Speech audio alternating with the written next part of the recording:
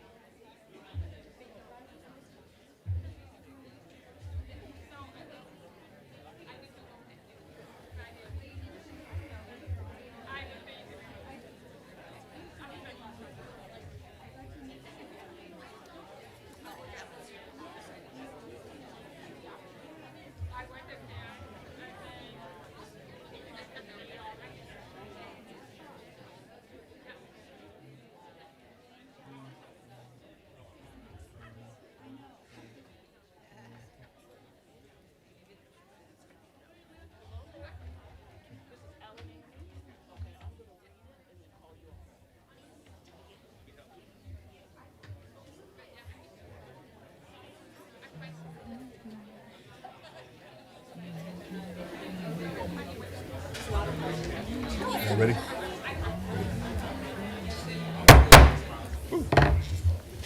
Good evening. I'd like to call tonight's meeting of the Board of Directors to order. Could you please rise for the flag salute? I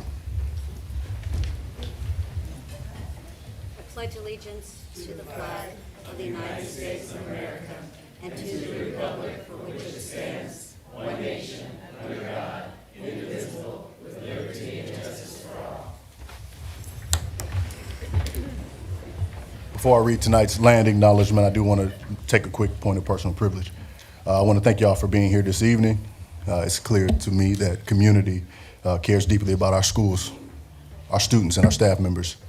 I'm asking that everyone please engage respectfully and to refrain from disrupting others while they're talking, making it hard for folks in the audience to hear the speaker. Also, please note that we have students and young people here with us tonight. Some may be here to speak, others might be here to listen. Let's please model good community dialogue. We'll work hard to make sure those who want to make comment have the opportunity to do so tonight, okay? Here is our land acknowledgement. Tacoma Public Schools acknowledges that we are on the traditional, ancestral, and historical lands of the Puyallup Tribe of Indians. We honor with gratitude the land itself and the Puyallup Tribe. This acknowledgement serves as a first step in honoring our nearest tribal neighbors and partners who have inhabited this region since time immemorial, and to whom we give thanks for allowing us passage to their lands. We shall intentionally create inclusive and respectful partnerships that honor indigenous cultures, histories, identities, and socio-political realities. General Counsel Benro, would you please call the roll? Yes. President Schroeder. Here. Vice President McElroy. Here. Director Brownbite. Here. Director Keating. Here. Director Leon. Here. We have a quorum. And we also have all three of our student reps here. So hello to Esther and Emily, and then hello to Rai too. Welcome, y'all.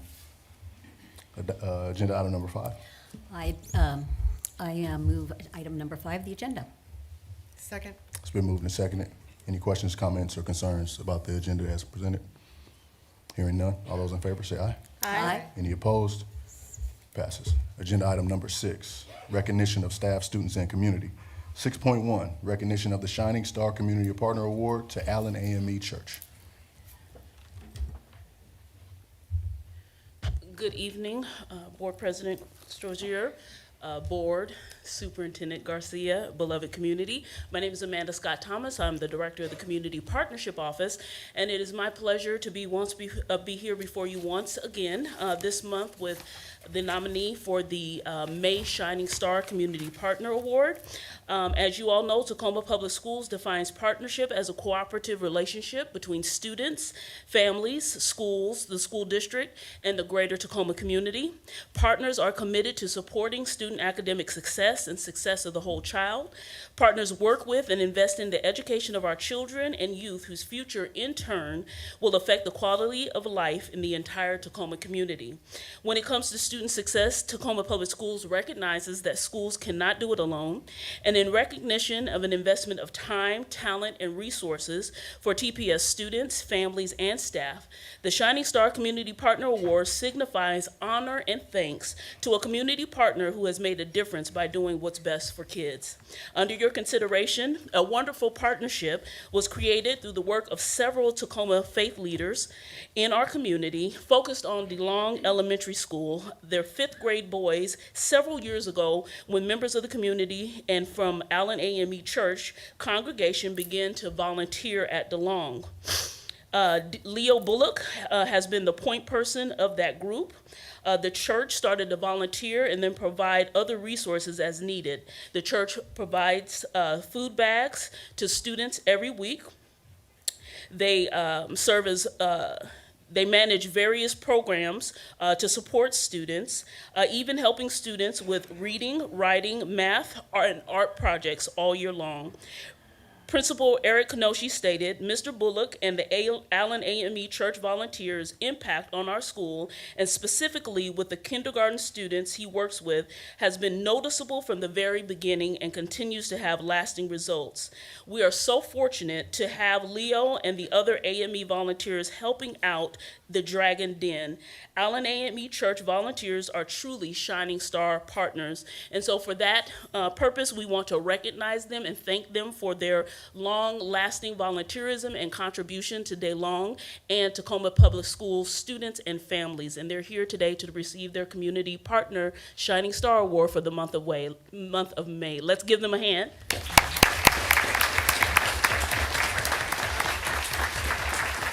So, Pastor Steele, the pastor of Allen AME, is here to receive the award and make some remarks. Thank you so much, and we are so humbled by this. We didn't get into this to get this. We saw a need. I thought I was just going there to read to kindergartners. I found out they wanted to read to me, and Mr. Bullock and all of the people from Allen, if you would stand up, all of these people, they make bags, they go into the schools, they tutor, they give their time.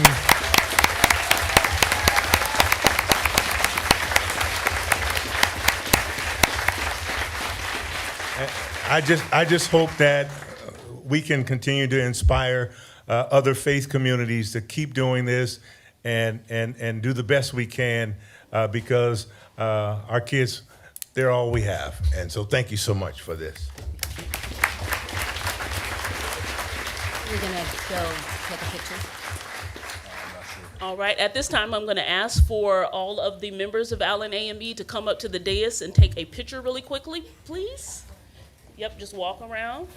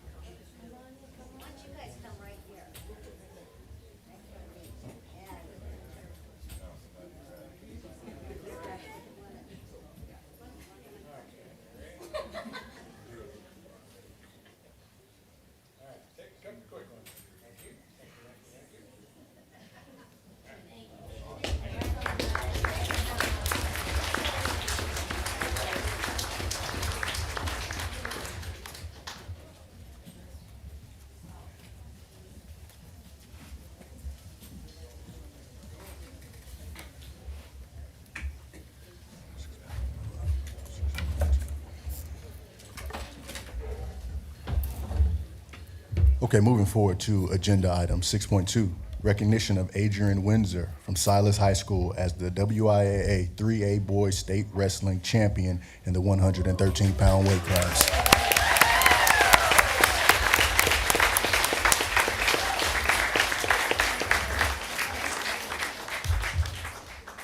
Good evening, President Strozier, members of the board, Superintendent Garcia, other members of the cabinet, and guests, our community. I'm glad that you're all here to recognize Adrian. I'm Bernadette Ray. I am the proud principal of the Silas Rams, and I'm joined today by my teacher and head coach, Mr. Jake Ferris. My athletic director, Mr. Johnny Lee, is also in the audience, and Adrian's mother is also joining us as well. She's video recording. Adrian Windsor is a freshman wrestler at Silas High School.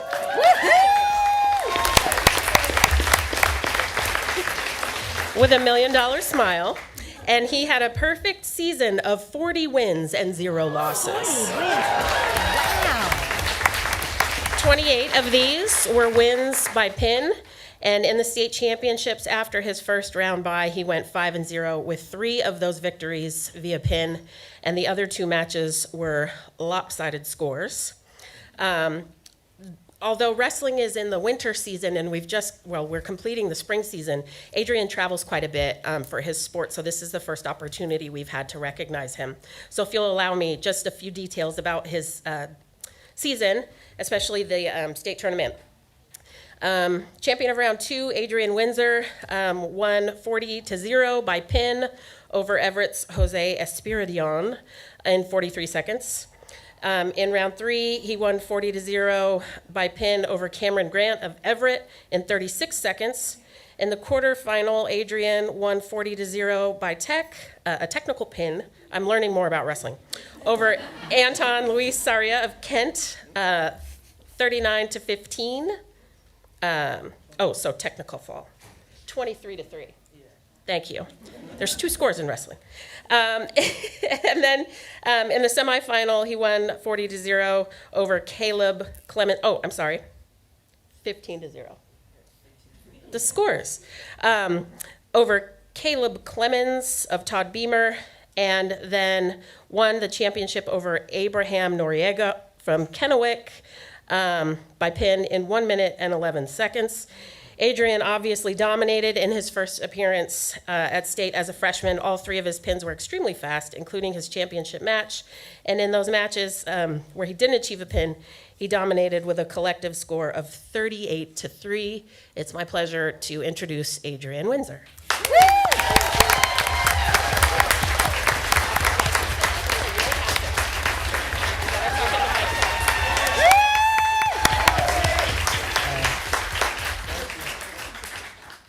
I would like to thank my coaches at Silas and at my wrestling club, Matt Demon. Thank you. Thank you, guys.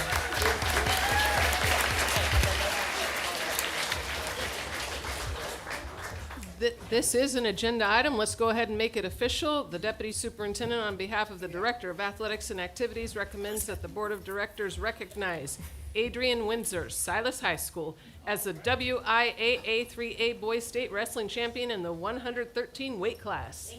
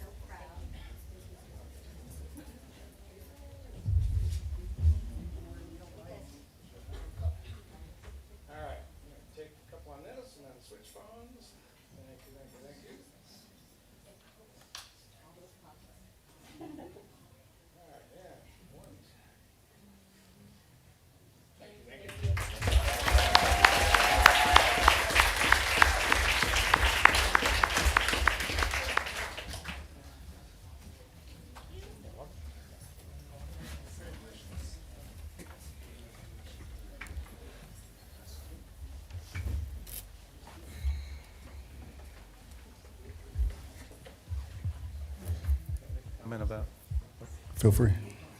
something else. Our wrestling champion is also an academic All-American. I think it's important to applaud that too.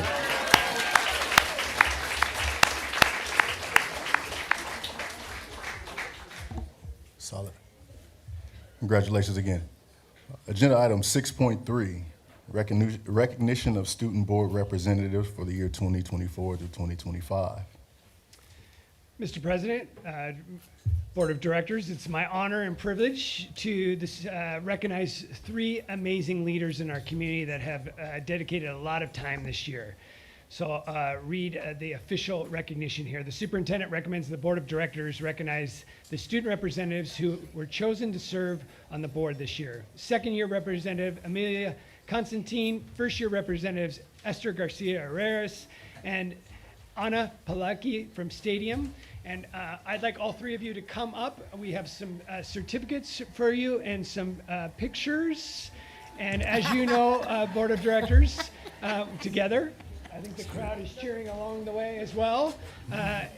These young ladies have dedicated their time on Thursday nights all throughout the year. They represent not only their schools, but schools across the district. They bring their valuable student voice. They bring issues to the table. They offer you policy perspectives, and we are so grateful for your time. We're hoping that some will continue to think about service in the future. We look forward to learning about what you do next. I know that you have big plans, but most importantly, I hope all the crowd will give us a big round of applause for our student representatives this year.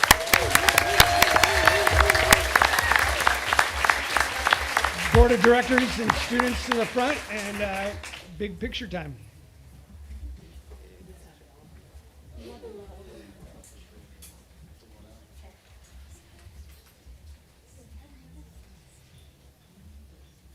You're going in front of us. I just already told them. I got it. She'll see them on. I know.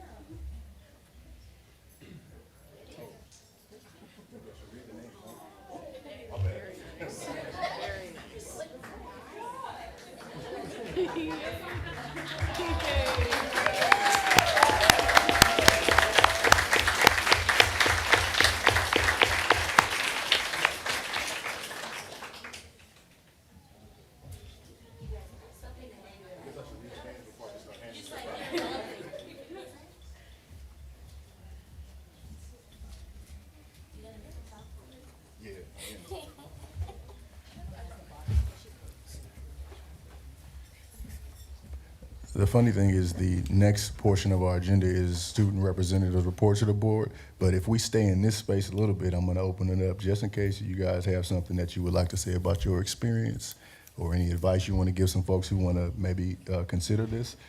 The floor is yours, whoever would like to speak. Hi, I'm Amelia. This is my 2nd year doing it, and I'm hoping to do my 3rd since I'm only a junior right now. But for anyone, I really recommend doing this because, I found like a really supportive group of people and like people who are always here to watch me grow, and it's really important to know how things in the district actually happen, which I feel like I wasn't really used to, but now it's been very insightful, and it's just been a really great opportunity to help me grow. So I recommend it a lot. It was a really, really good experience.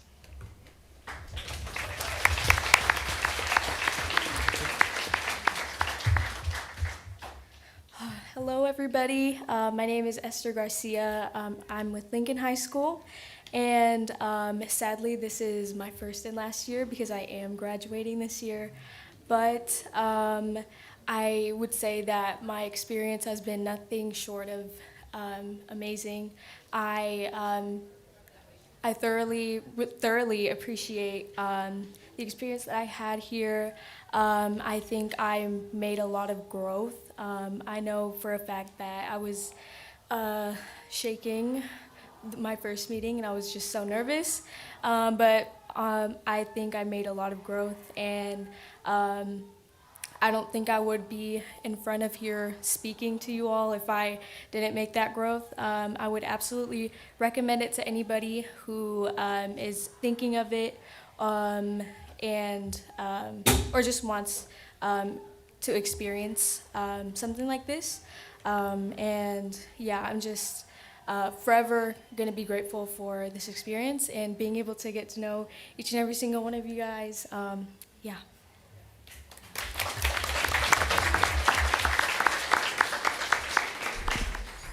Hi, I'm Anna Palaki. I'm a senior at Stadium High School, and this is my first year and my last year. But I'm super grateful to just be here as a student representative with all of these amazing people, and just to come every month. It's really humbling to know how this all works and to grow and to just be a better advocate for the students around me. And I'm just truly grateful for the opportunity, friendships that I've made, and the growth, like Esther said, that I've had as a person. And from my growth, I've helped others grow. And I hope that I can continue doing that from this, that I've had this year. And so I'm really thankful. Thank you.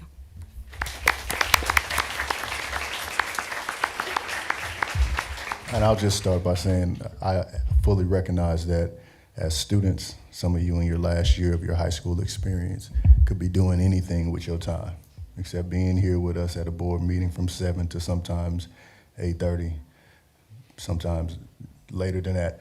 So we appreciate your efforts, right? Because as growing young individuals, again, your efforts could be focused elsewhere. So thanks for spending your time with us. Board members, you guys have anything you want to add? Chelsea. I want to acknowledge also your families. I have been there in the parking lot waiting for some rides a couple of times.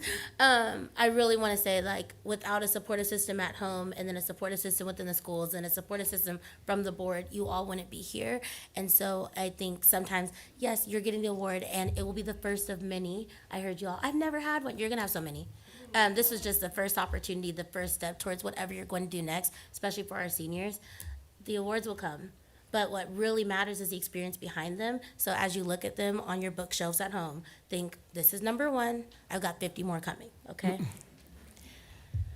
And I'd just like to thank you all as well and say that you have really added this year to some of the more complex conversations that we've been having around finances and around things like, cell phones and other things that you've come up to us after and said, gee, this is what I think, or you've said it from the dais. And I want to commend you, and also what I love is that you've taken that information back to your friends and peers at your schools and sometimes other schools, and then brought that back to the next meeting, which was really what we really hope is going to happen. And so you have really led the way for the folks that come after you. So thank you so much for doing this, and for the seniors, best of luck next year, and congratulations, and can't wait to, one of us will be giving you your diploma.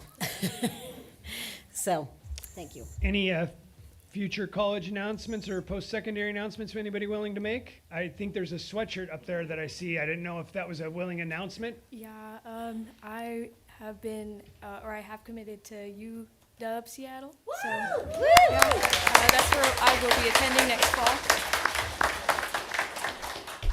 I'm going to Brigham Young University in Idaho. Wow. Congratulations to both of you. Sure. Just, I think more of this appreciation of the hard work you've done without really understanding all members of our educational community, most importantly the students. This is why we're all here. We wouldn't be able to do as good of work as we've done. So, and we want to continue to improve on that. So we need your voice and all the students out there to contribute whenever possible. And thank you for doing this and understanding more about the organization and taking that forward. There's not a lot that hasn't already been said. Having you all up here is, having our student reps is one of my favorite things because it helps us stay connected to the work that we have to do up here and outside of these meetings. So your time, like President Strozier said, like, as teenagers, y'all could do anything else. And these are not always the most riveting hours to spend in your life. And there's a lot of really complicated things. And so the fact that you have committed to learning and understanding in a different way, in a new way, and that you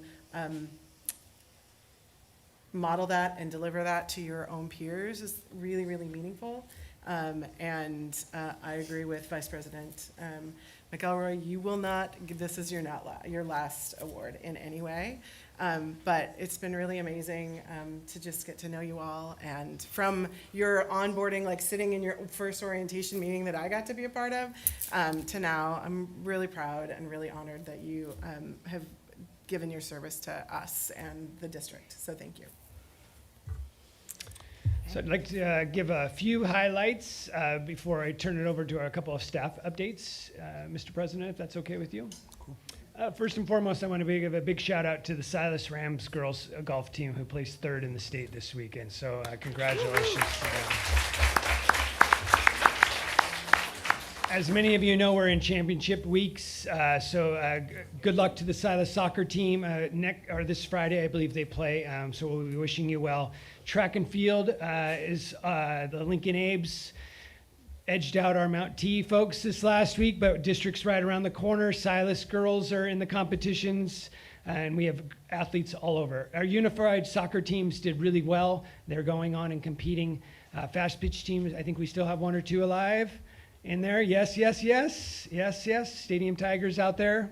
I want to remind all our kids it's prom season. Please be safe. Please make right decisions. Right? Let's talk to our families about that and make sure. I'll remind us that we are seniors. You are not done. Please turn in your assignments. Please finish strong. Please go to class. Senioritis is not an official disease. Okay? I want to give a special shout out. The Stadium Tigers, every athletics team part of the Stadium Tigers had a cumulative GPA over a 3.2. Every Stadium Tigers team, spring sports, had a cumulative GPA over 3.2. That takes a tremendous amount of efforts.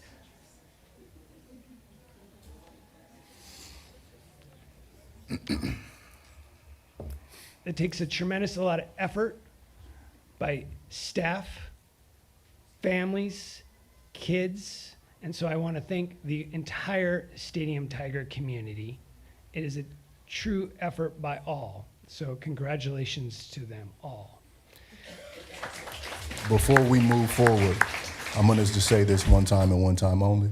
While folks are speaking, please refrain from back-end comments from the gallery, please. That is an official warning. If I have to bring it up again, I will have to have you removed from this space, okay? Please. Thank you. Now, Superintendent, real quick, we did jump.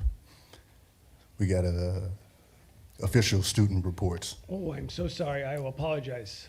But I want you to finish yours, and then we'll go back here. My last is congratulations is to Miss Lynn Eisenhower, who had her last performance this past week, and so I just want to congratulate Lynn on an amazing career. So, solid.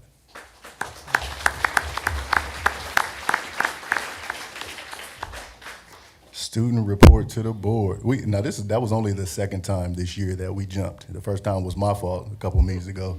It was the second time. It'll be the last time. Student report to the board.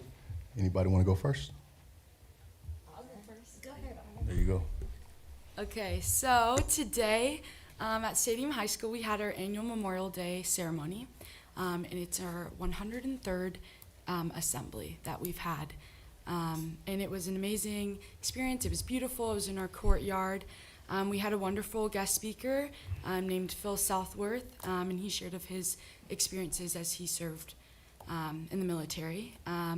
And we were able to have 22 seniors that were chosen by all staff to carry the wreaths of 11 soldiers that were at Stadium that passed away in the war, and so we're truly grateful for everything that we have at Stadium and for all the past, present, and future students that we will get, and all the staff that have helped us along the way. We also, in the past week, we have had our final music department concerts, and those have had different students receive scholarships to help support them next year in college, and so we're truly grateful for all of the teachers that have helped all of the students that receive these scholarships. And then lastly, as Superintendent Garcia said, we are super proud of all of our athletes that are continuing on in postseason, and we're excited to see what they have to do in the future. Go Tigers. I couldn't find my pen, so I'm kind of saying this from my head, so if I mess up. But I'm obviously excited for our 4-day weekend because that's always nice. And then yesterday and today we had some of our advanced performing arts concerts. So I think it was our advanced choir, our advanced dance, and orchestra and band. I think that's what it was. Sadly, I didn't get to go to either of them, but I know they're all doing amazing because they're amazing every single time. And then we also yesterday had our showcase. It was our last one before our senior showcase 2 weeks from now.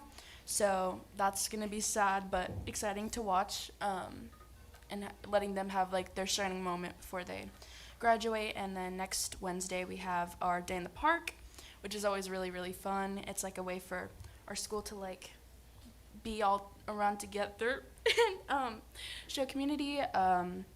And we have prom coming up, so just like a bunch of fun events to end off the school year. So that's great. Thank you.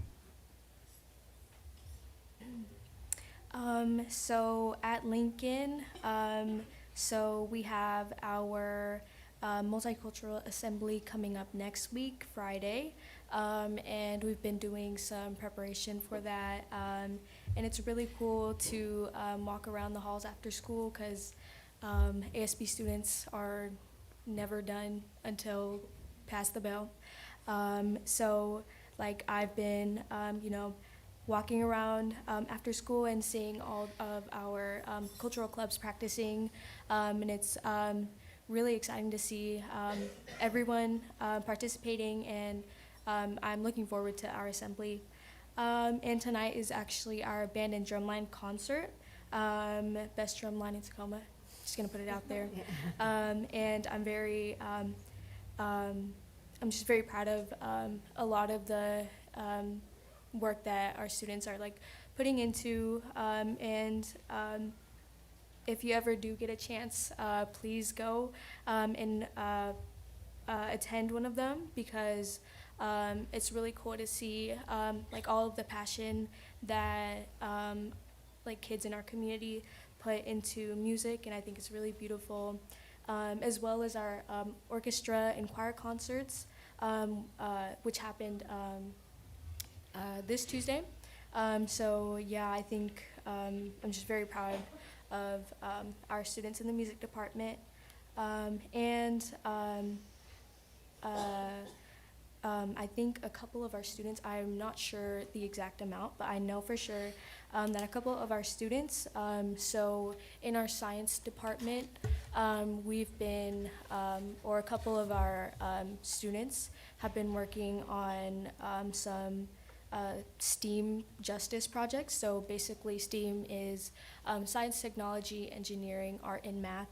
And these projects are like basically like passion projects, and they're going to be presented at a, I believe it's like a symposium at Fred Hutchinson. So that's their cancer research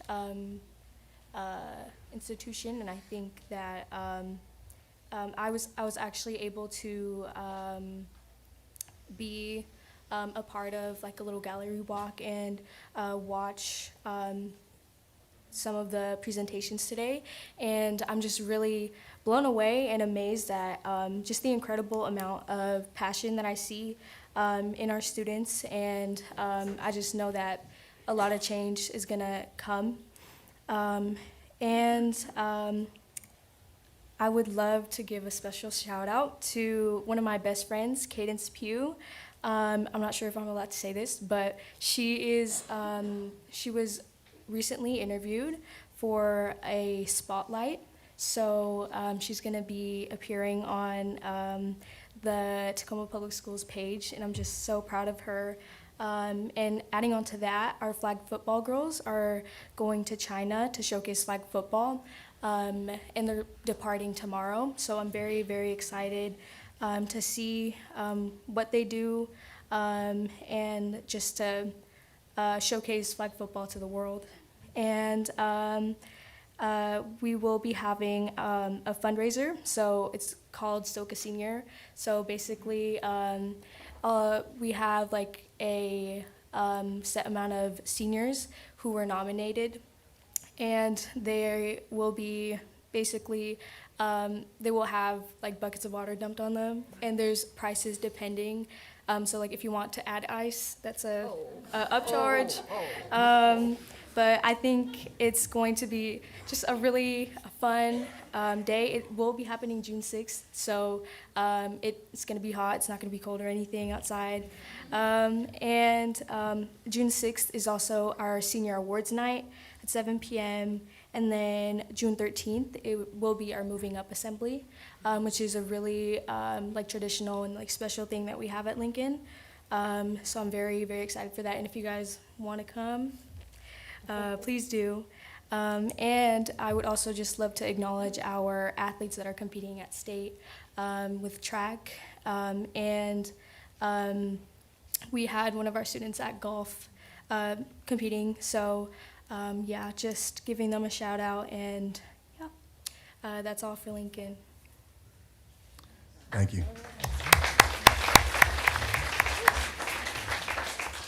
Superintendent Garcia, I'll pass it back to you if you have anything else for 7.1. I have already gone out of order, and I apologize. It will not be the last mistake I make tonight. Agenda item number 8, the staff report to the board. Agenda item 8.1 is Head Start Year in Review. Tonight, I believe we have Ms. Michelle Raul-Lewis going to join us, and tonight is our annual Head Start in Review update.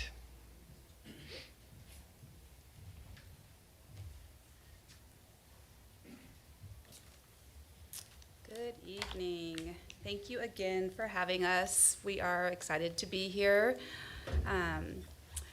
First, I wanted just to start off by saying that it is Head Start's 60th birthday this month, and Tacoma Public Schools has offered Head Start for 56 of those 60 years. Wow. And we continue to move forward with continuing offering Head Start. So, next slide. Some of the accomplishments that we wanted to share this year was that we continued to have full enrollment. It's a big deal in the landscape of Head Start. We are one of the few Head Starts within our region that are not on an attendance plan for not being fully enrolled. And this year we are actually fully enrolled with a wait list. So that was one of our big accomplishments. We had an audit recently, and we didn't have any audit findings. We've also had our average attendance rate has been above the national average, so we are at 85.6.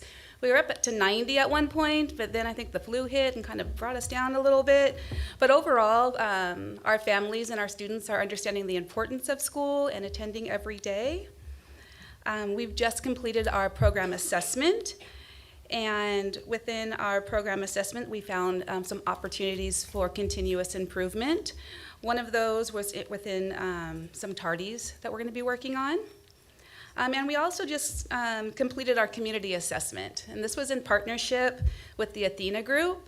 And what we learned was pretty interesting, that in the Tacoma city limits and Pierce County, we are only serving 4% of the eligible children for Head Start. So we know that there is still a very big need out there, and we'd like to take the opportunity to ask the community to not let Head Start be the best kept secret. We want to get the word out there that we have spots, and that we would love to have your children if this is a program that you're looking for and interested in. We also increased our scores this year. We follow kind of like the WA kids for kindergarten with Teaching Strategies Gold. And we improved by 37% from fall to spring, which is a huge accomplishment.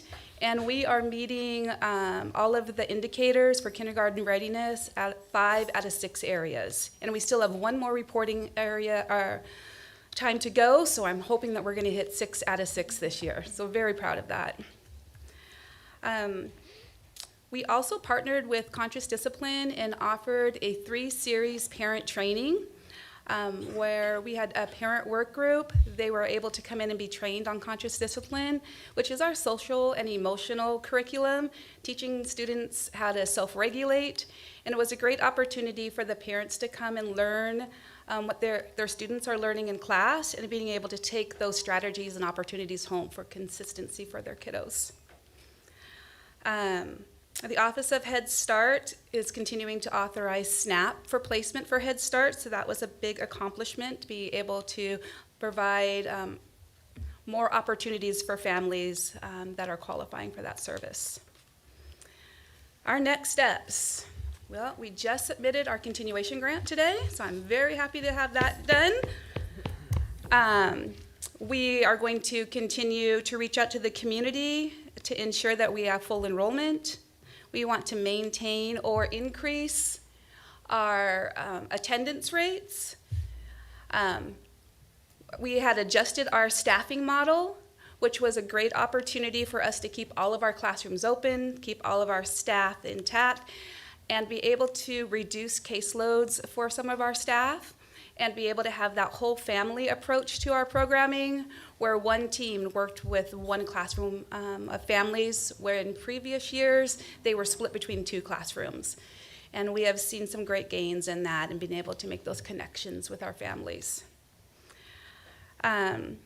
Again, our key findings around our self-assessment, some tardies, and within our class scores, that is where we have monitors come out and see how we are doing in the classroom. So it's an unbiased opinion of what we can improve on and what we're doing well. We had great feedback. We are above the national average in class, which is great. But when our staff reviewed it, some of the things that they were really wanting to see was more individualized training that met their specific needs to increase their scores. So moving forward, we are going to be working on developing a platform that will provide individualized training and supports for the teaching staff.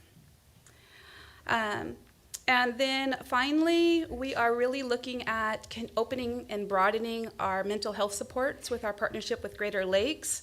Currently, our Greater Lakes support is available to our students and our staff, but we want to broaden that to the entire family. So being able to have those supports wrap the family around to be able to have some good outcomes for the family. That was one of the requests. And sorry, one more thing is that our policy council has really been pushing for us to align with K-5 in transportation. And thankfully, we were able to do that in the next coming year. We are able to provide transportation to all students that are qualifying following the K-5 guidelines. I am going to skip ahead one just so that I want to acknowledge all of our policy council representatives that donated their time, efforts, energy to support our continuous improvement of our Head Start. There is a representative from every school, so 20 representatives of parents that make up our policy council. And their role is to look at our policies, make recommendations to our programming, and their voice is one of the loudest voices. When they make a recommendation, we bring it forth to the board for approval. And again, that transportation recommendation made it for approval. And then I'm not quite sure how to go back a screen, but I probably messed it up. But I now want to take that opportunity to welcome up Yvette. Yvette is a preschool teacher at Blix Elementary and for our Head Start program, and she is also a past parent. So she wanted to come up and just kind of talk to you guys about her journey through the program.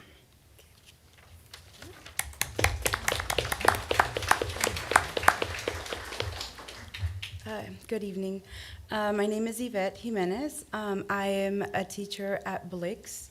I have been with the program for, this will be my 15th year. I worked 6 years as an assistant, and the rest I'm a teacher. My journey with Head Start started with my son. He attended Head Start probably about 19 years ago. And this experience of him going into Head Start flipped our lives around. Because of Head Start, our life really changed. He attended Head Start when he was 3 years old, and I started volunteering as in the classroom just to spend more time with him. But this really like sparked. I'm sorry. You're doing great.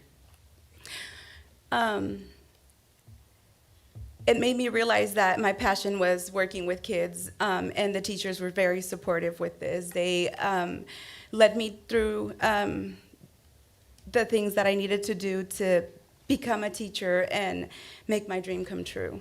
They guided me through going back to school, and the Head Start program helped pay for my college. During my time of volunteering, I learned that I didn't just enjoy working with kids, but it was my passion. And I still enjoy it to this day. I am forever eternally grateful with the Head Start program because it didn't just change my life. It really made me believe that there's other things out there that I didn't know of. I never saw myself as a professional or working with kids or having a career as a teacher. But because of Head Start, I found my passion and my way. Head Start doesn't just prepare kids for kindergarten, it lays the groundwork. And I, as a parent, can say that for my son, it really changed his life. He is graduating this quarter from UW Seattle. He's in the pre-med program. He will apply for med school, hopefully in the following year.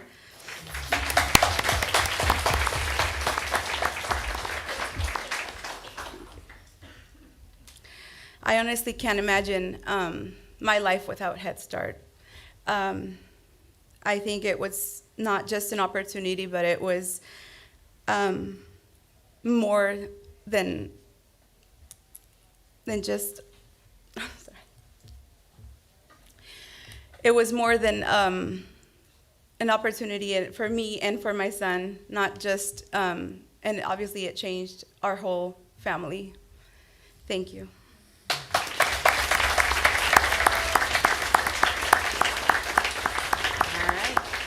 Well, thank you. Do you have any questions for me for Head Start this evening?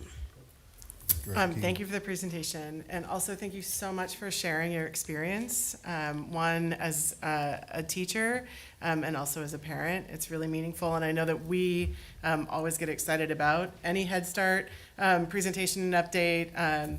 And so just really grateful to hear from those that are a part of the program. I had a question and then kind of a ponder that I don't expect you to have an answer to. But back to the audits, could you remind or just share with those that may not be aware, how often is the program audited?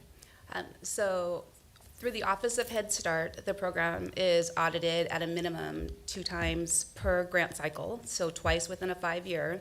This current audit that we went through was the state audit, and it was a financial audit to ensure that we are spending our program funds appropriately. So we go through a state and federal annual audit. President and Vice President sat with me this week, and we have not gotten the final audits, but we got the preliminary reports. And the state audits both our state and federal programs. And we got clean audits, and Head Start was a complete program review from the financials.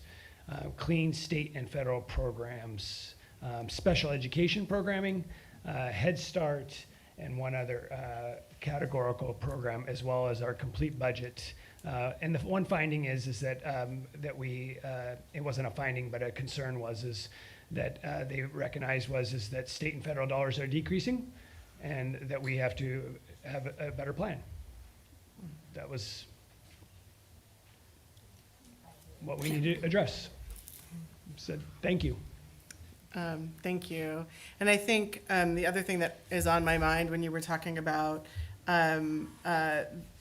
families or students who are eligible through SNAP, and given the bill and cuts to Medicaid that were just passed in the middle of the night last night, and also the uncertainty of whether or not the Department of Education is going to, how they're going to fund on July 1st, what they're going to fund for Head Start.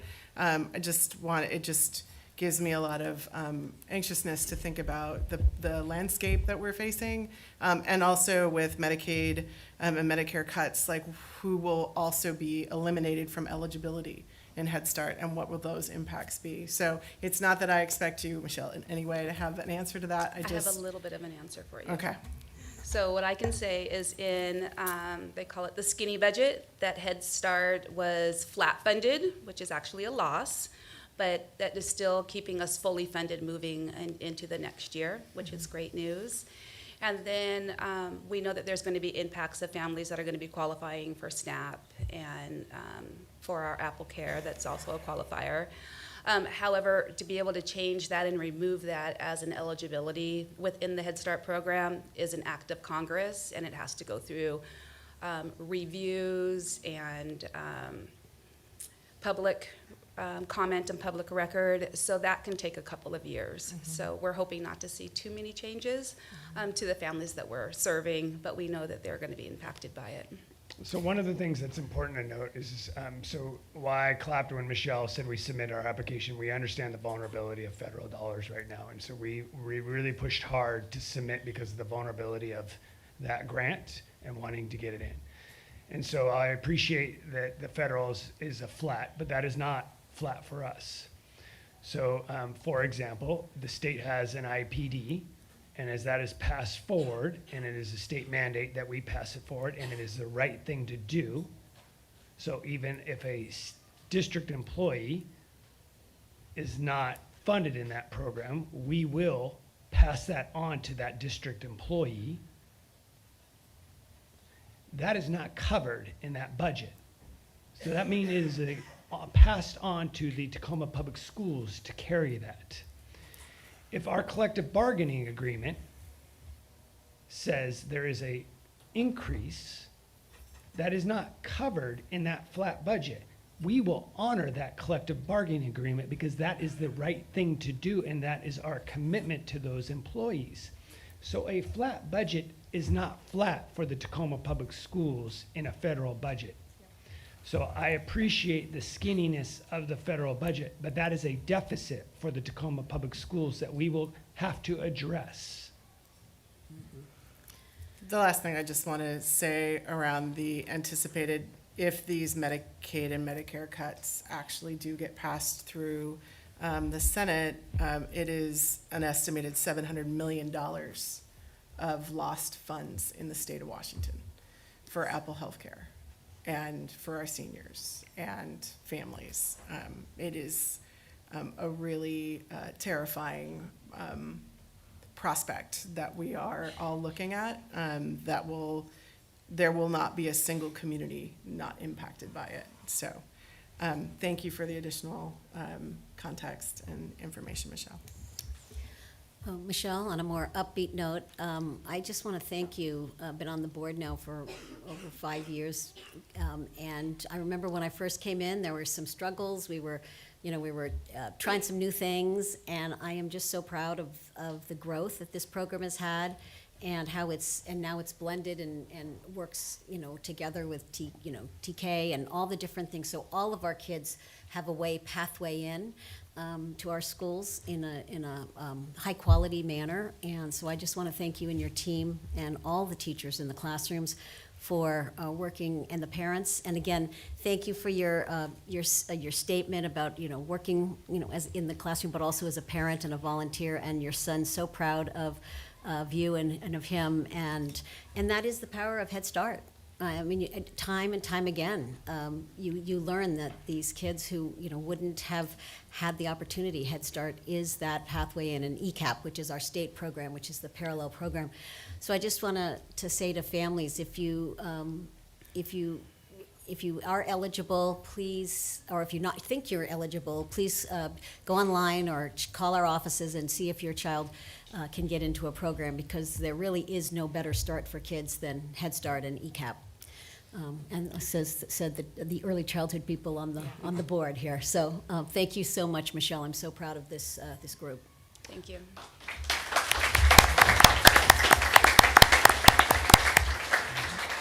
I'd encourage families, Michelle has been a leader in helping us look at the criteria and opening up those criteria. So as funding sources continue to close, we have leaders that continue to say, well, what about this opportunity to allow more accessibility in the criteria?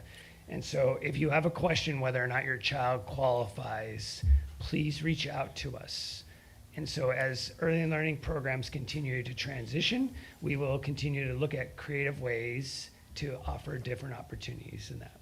And with that said, I'd also like to thank Vice President McElroy for your leadership on the Head Start. We appreciate you in that space and the expertise that you also provide in that.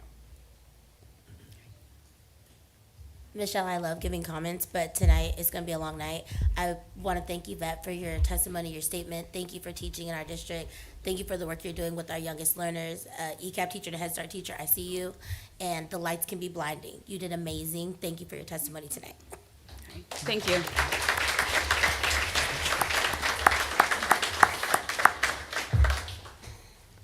Agenda item 8.2, 2025-2026 budget update. Tonight, we're joined by our CFO, Ms. Rosalyn Medina.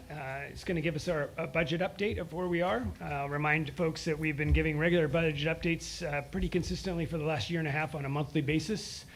As to everything from education of where our 6 large buckets are, the budget shortfalls that we've been seeing for the last 2 years.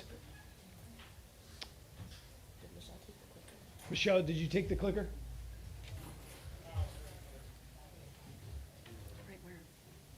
The mouse?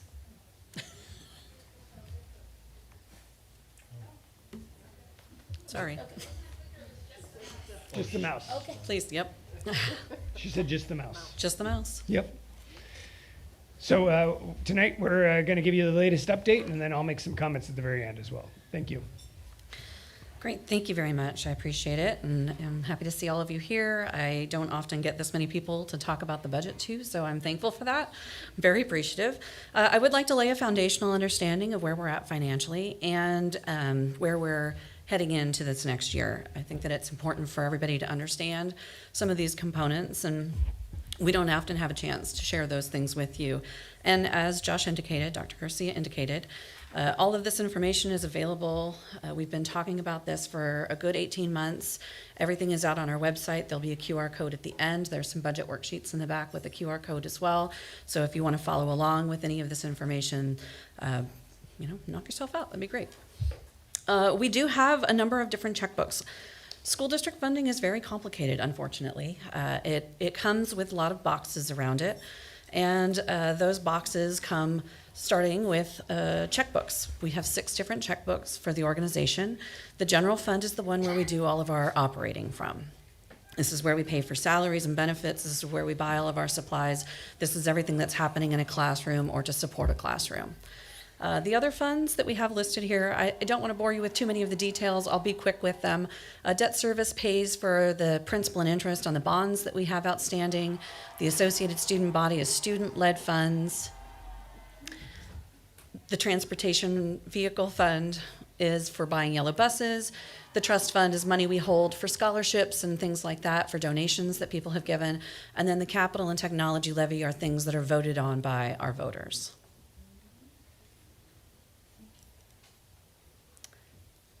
I'm not going to do well with the mouse, Mark.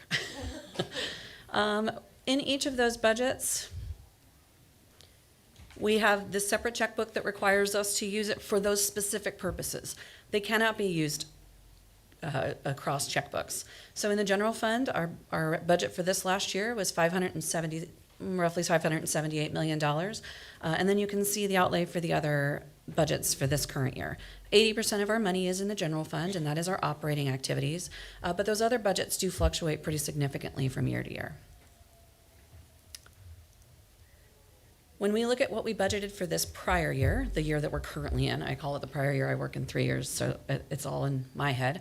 But in the state funding, we actually get 73% of our money from the state. That means that once our state allocations are defined by the legislature, we don't have a lot of opportunity for additional resources to come in. We are bound to the funding that we have, 73% from the state, 14% from the levy, which is also legislatively defined, and then voter approved, and we have to adhere to that voter approved amount. And then we have federal dollars of about 8% of our budget. Also defined for us at the federal level, that other small category of resources comes in charging other school districts for services that we provide, donations that are happening in schools, and things of that nature. On the expenditure side of things, and again, these are all in the general fund and our operating fund, most of our money is in salaries and benefits. That makes sense. What we do here is teach kids and educate kids and support students. And this is very typical in what you see in most school districts across the state. It varies depending on the size and the community requests and needs from district to district, but it's pretty typical. We also then have about 14% of our resources going for contract supplies and a small amount for travel. Travel is typically, it could be field trips for students, it could also be professional development for teachers, or other travel for staff in professional development activities or advocacy activities.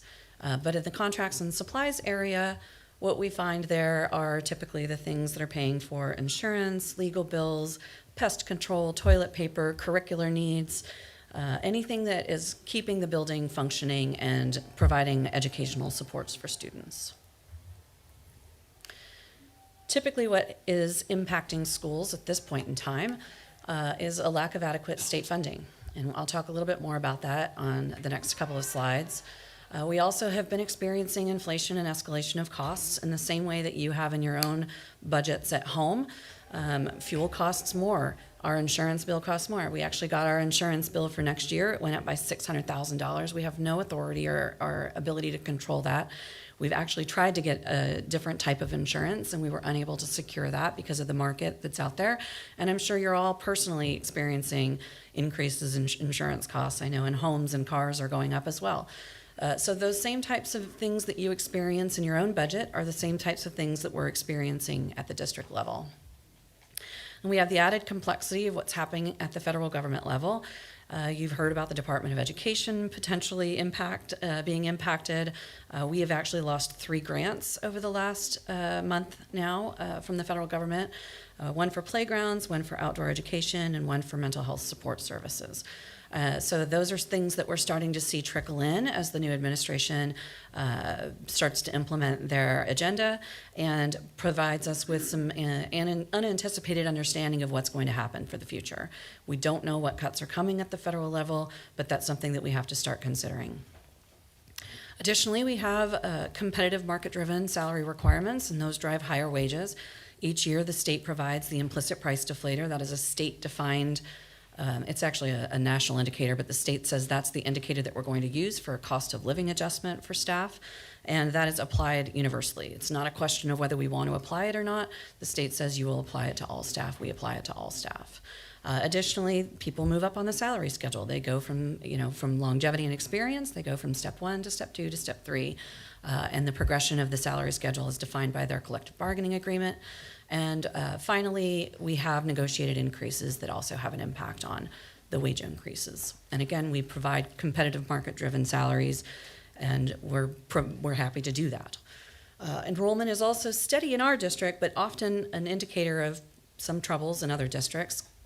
We have lost about 1,600 students over 10 years, but from last year to this year, our enrollment is up.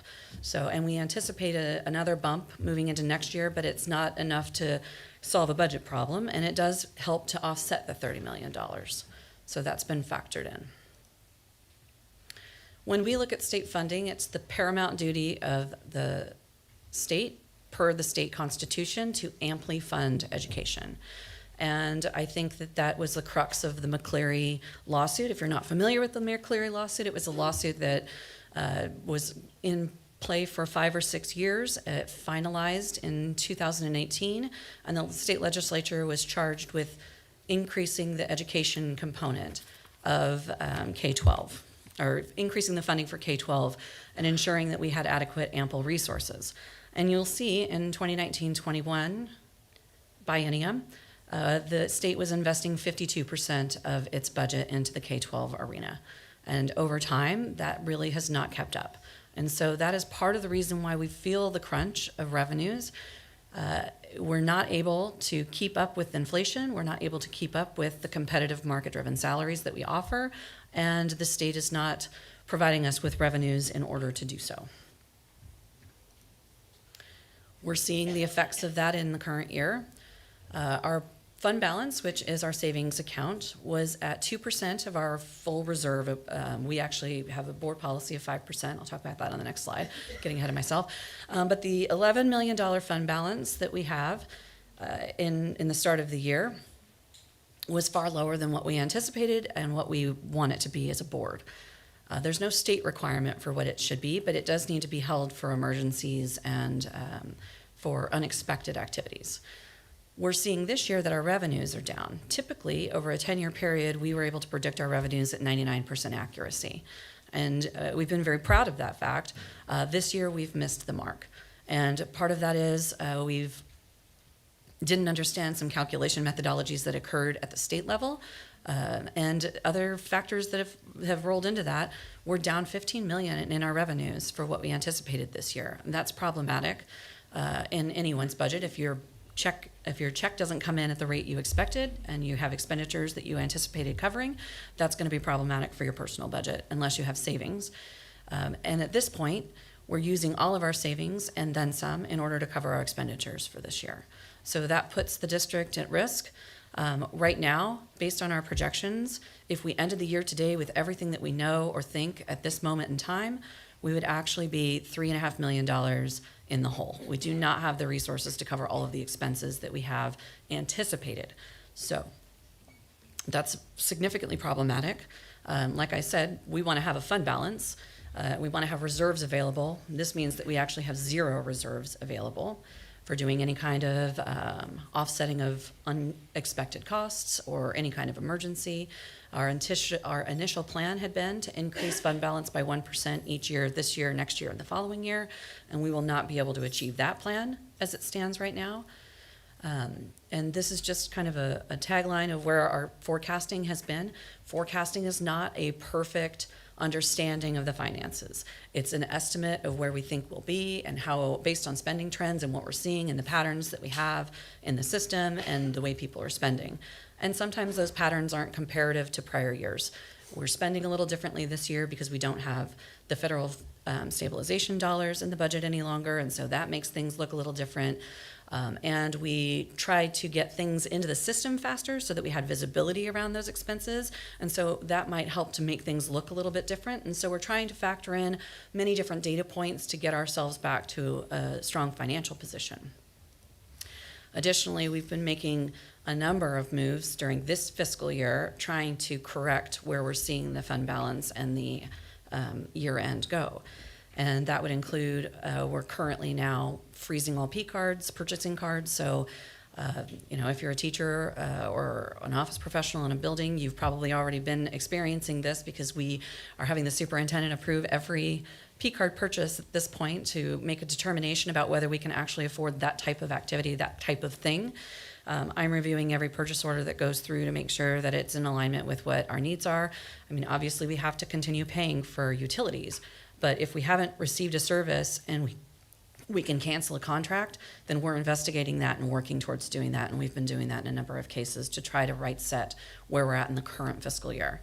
And then also trying to limit extra work and overtime as best we can to ensure that we have adequate resources at year end. Our goal is to at least have an $11 million fund balance, if not a $16 million fund balance at the end of this year, so that we have less pressure on us as we're working towards moving to our budget. But we won't have that detailed information until November.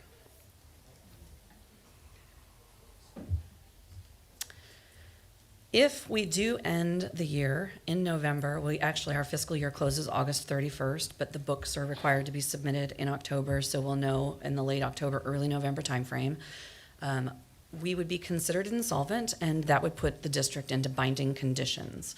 It's a technical term defined by the state, and there's rules at OSPI, the Office of Superintendent of Public Instruction, about how districts are to engage in binding conditions and what that looks like. And what would happen first is a financial oversight committee would be appointed, which would be made up of members from the Office of Superintendent of Public Instruction, as well as some members from the Educational Service District that provides our resources supports.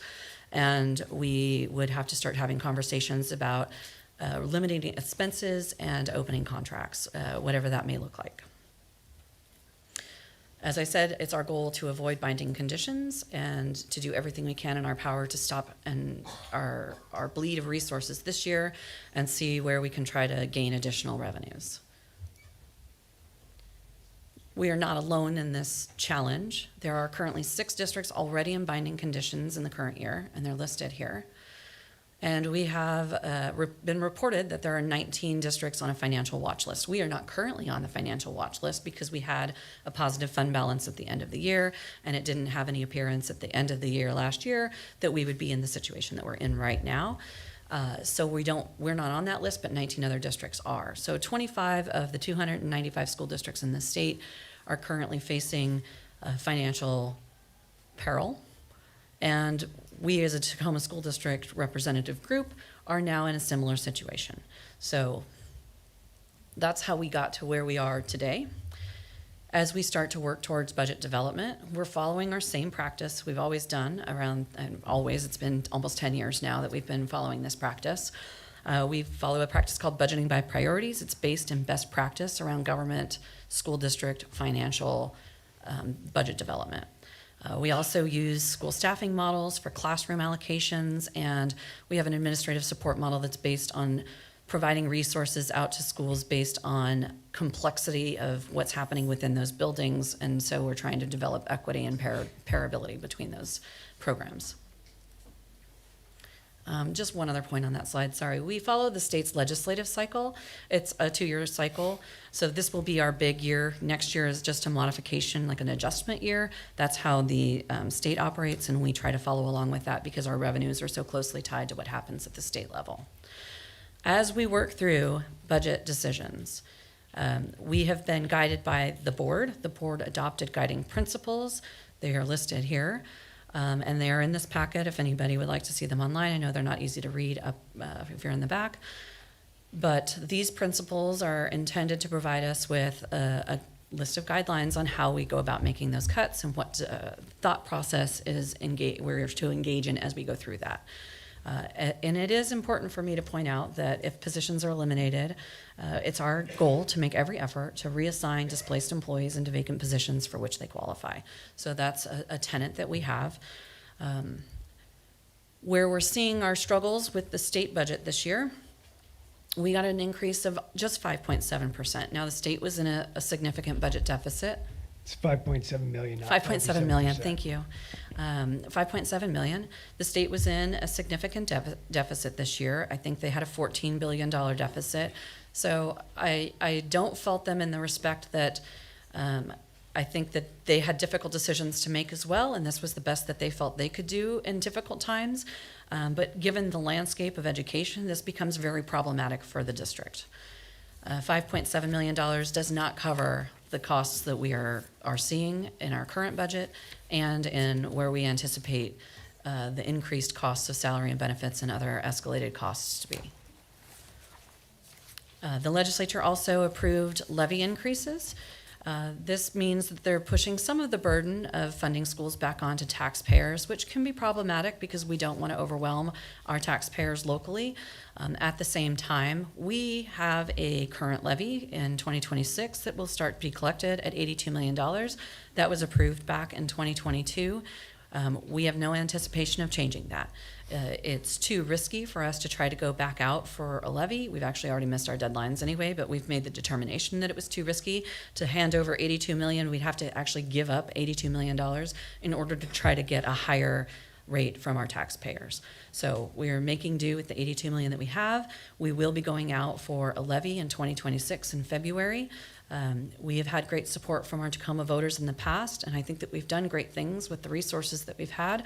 And so hopefully people continue to support our schools as we move forward, and we will likely be asking for increases at that point in time.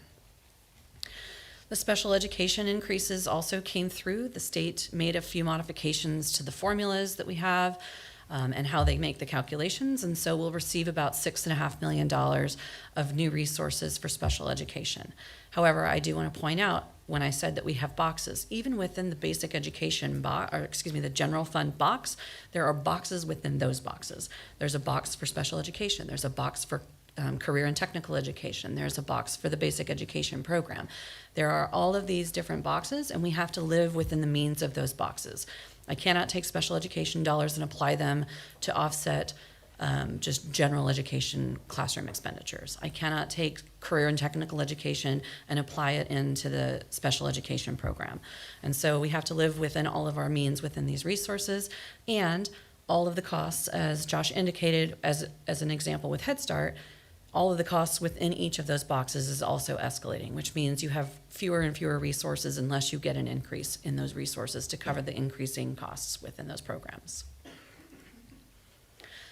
From a state funding level, if 100%, if 100 teachers were, or let's just say staff, if 100 staff were defined by the state as part of our prototypical model and allocated out to us, 89% of them would be part of the model that the state says you should have 89 of these people. But the funding that they provide to help support those 89 people is only 64% of the cost. So as you see that gap widen, that means that we as a district are taking on a higher share, a higher cost share of all of the individuals that we are supporting. And you can see back in 1819, right when the McCleary lawsuit happened, we actually came really close. The state invested almost $4 billion of money into education, and that helped close that gap. That was the crux of that lawsuit. But over time, you'll see, and as we indicated, in the state not keeping up with what we believe is their responsibility in amply funding education at the constitutional level, we see that gap widen, and we see the impacts of that in Tacoma.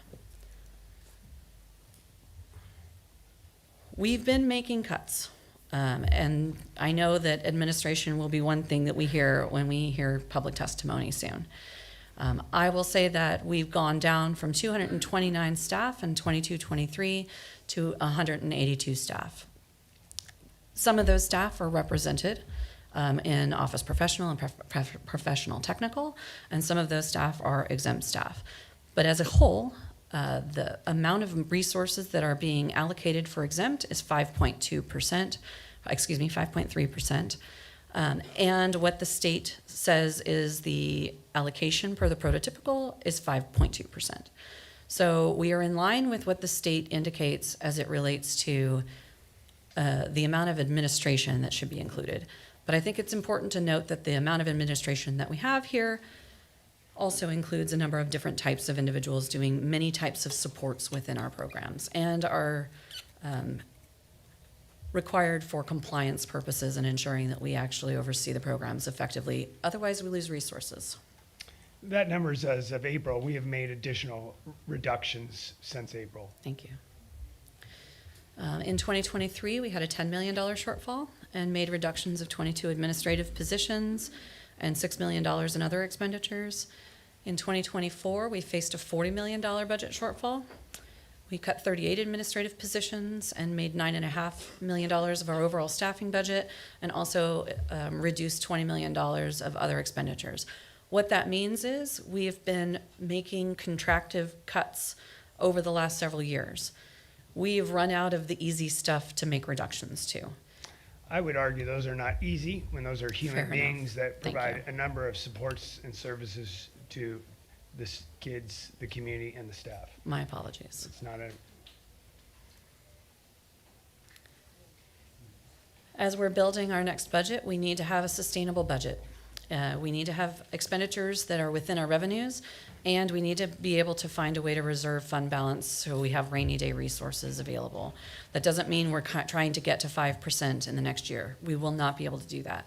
It will take several more years before we have the ability to do that, but we need to have at least something in reserves in case of an emergency. One single payroll for the district in all of our staff is about $11 million. So at a minimum, we should have that in a resource. We also will need to continue making reductions to positions because that's where all of our resources are located. 86% of the resources are there. On the discretionary side of things, we have made reductions again, and we've been working through those. However, I still have to pay the utilities, I still have to pay the insurance, I still have to pay the legal bills, and those are big bills, especially when they continue increasing.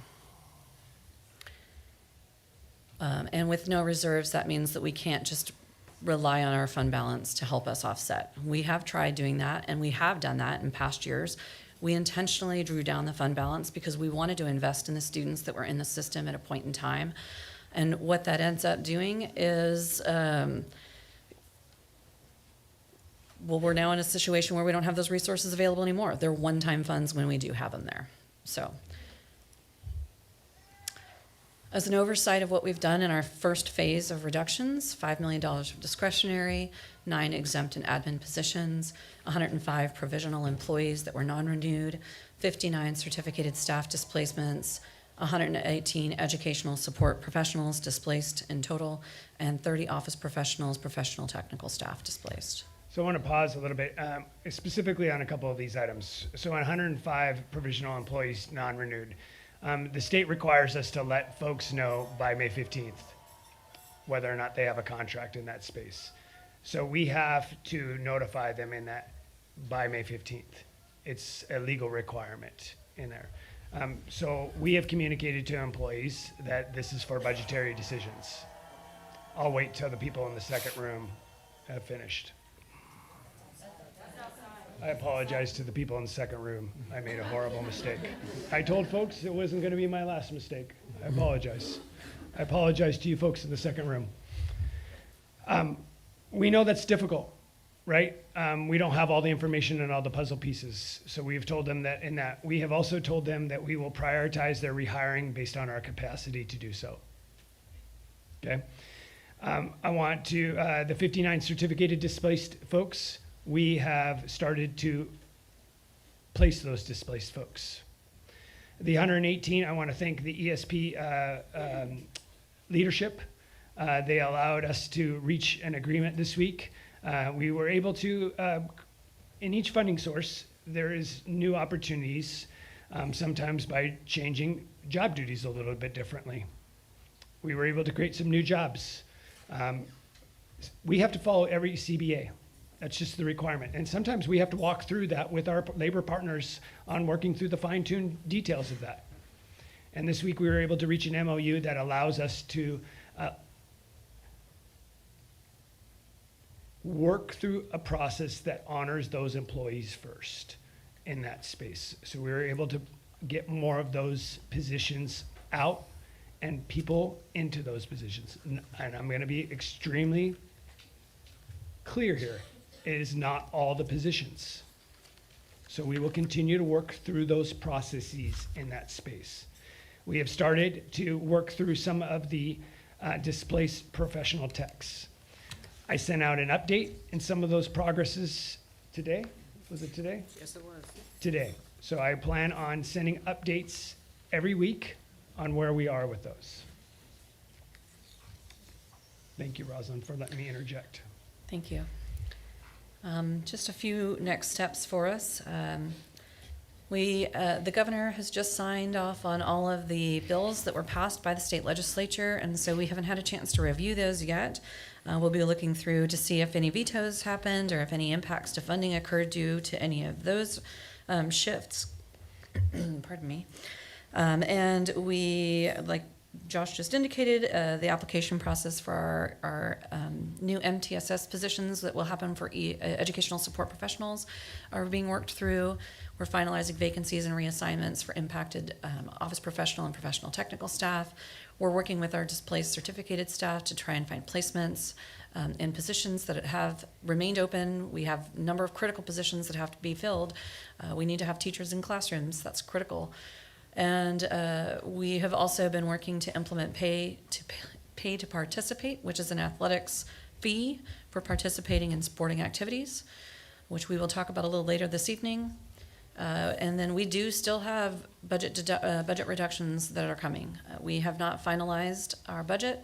We have not finalized making decisions about our positions, and so I don't want to give false hope that this is the end, unfortunately.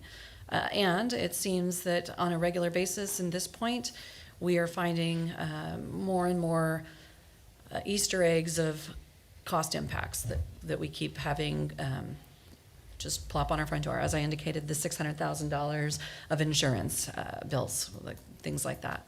And then finally, we have to adopt a budget and have a budget hearing. So those are the next steps that are occurring. And for those of you who want to get more information about our budget, want to have information about past information that we've shared, please feel free to pop the QR code into your phone. This will take you to the budget website where we've archived many, many documents around our finances. Mr. President, members of the board, and community broader, and folks in the room, in the second room, and those outside, and everyone else. You know, I hear from folks all the time, and it's not lost on me that folks are not only vulnerable, they're scared. It is an extremely tough time. There is some misleading information out there, and I want to talk through some of that information. We collectively, the folks in this room, the folks that work in this organization, have worked really hard to build a strong team at all levels of the organization. We've done that from recruiting each other as neighbors, as colleagues from around the region. We've worked hard to retain staff, as evidenced by our retention rates. We've done this with your leadership by offering competitive, market-driven wages at every level of this organization. I remember the day, July 1st, 2021, we had a courageous conversation to make sure that people we were taken care of. And people deserve it. And I get people that call me, write to me at all levels, not only administrative, but at all levels, and say, cut this, cut that, those people that. And every employee works hard here. I see you, I hear you, and you belong, like everybody belongs, but you shouldn't be overdoing. Excuse me, ma'am. I gave you, yeah, thank you. Go ahead.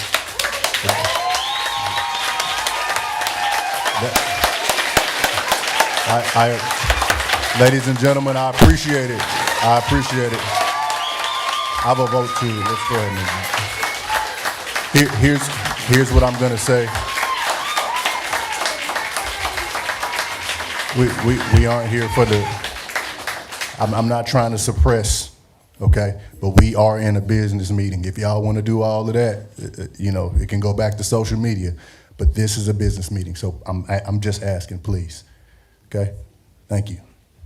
And yes, I said social media if you're confused. Thank you. There have been no excessive raises for teachers or other staff. They have earned it. There are no clothing allowances. There have been no excessive raises for administration. They are based off of market-driven salary analysis. As a result, the teams, the community partners, every staff, whether it's a bus driver or nutrition services, an ESP, a classroom teacher, have helped produce some of the highest graduation rates in the state, national attention for programs like the Whole Child, Maritime 253, Jobs 253. And we know disrupting what has been built due to the many constraints outside the control is frustrating and disheartening. It's even maddening. We have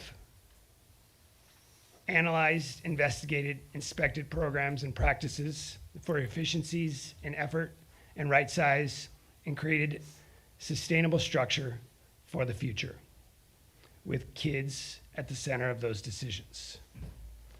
We're doing our best to provide accurate and timely information. We answer questions, we return phone calls, and we respond to emails. You can get information on our website. You can go to the budget website, and I know it's hard, but I am going to ask that you consider a few things. Because I have seen some of the ugliest, and not just about administration, but also about other educators in the system. Let's try not to blame. Let's try not to make people feel vulnerable online. We will follow our agreed upon CBAs and the contracts that we have given to individuals and the laws. Don't blame staff at any level for working hard over a lifetime, furthering their education and making a career by helping students by saying they don't deserve something. Don't make up information and discredit people. I understand it's my job to relentlessly find resources to shape new jobs. That's what number 8's about. Find new jobs, new opportunities. Even if it's a different job title, create new things. I understand it's my job to keep students first and support staff. And yes, I understand it's my job to take the blame, as I've heard. So as we move forward, we are going to get through this, and we will need to heal. Please consider modeling the way for our kids.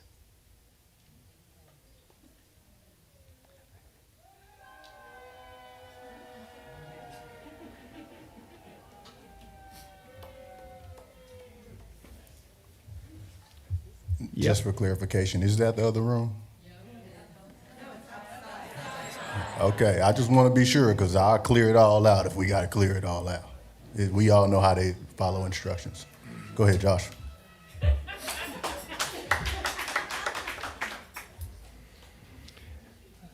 As we go through, and I'll just wrap up because I know folks want to be heard as well. At some point, we're going to be on the other side of this, and people are going to have to look at each other in this space.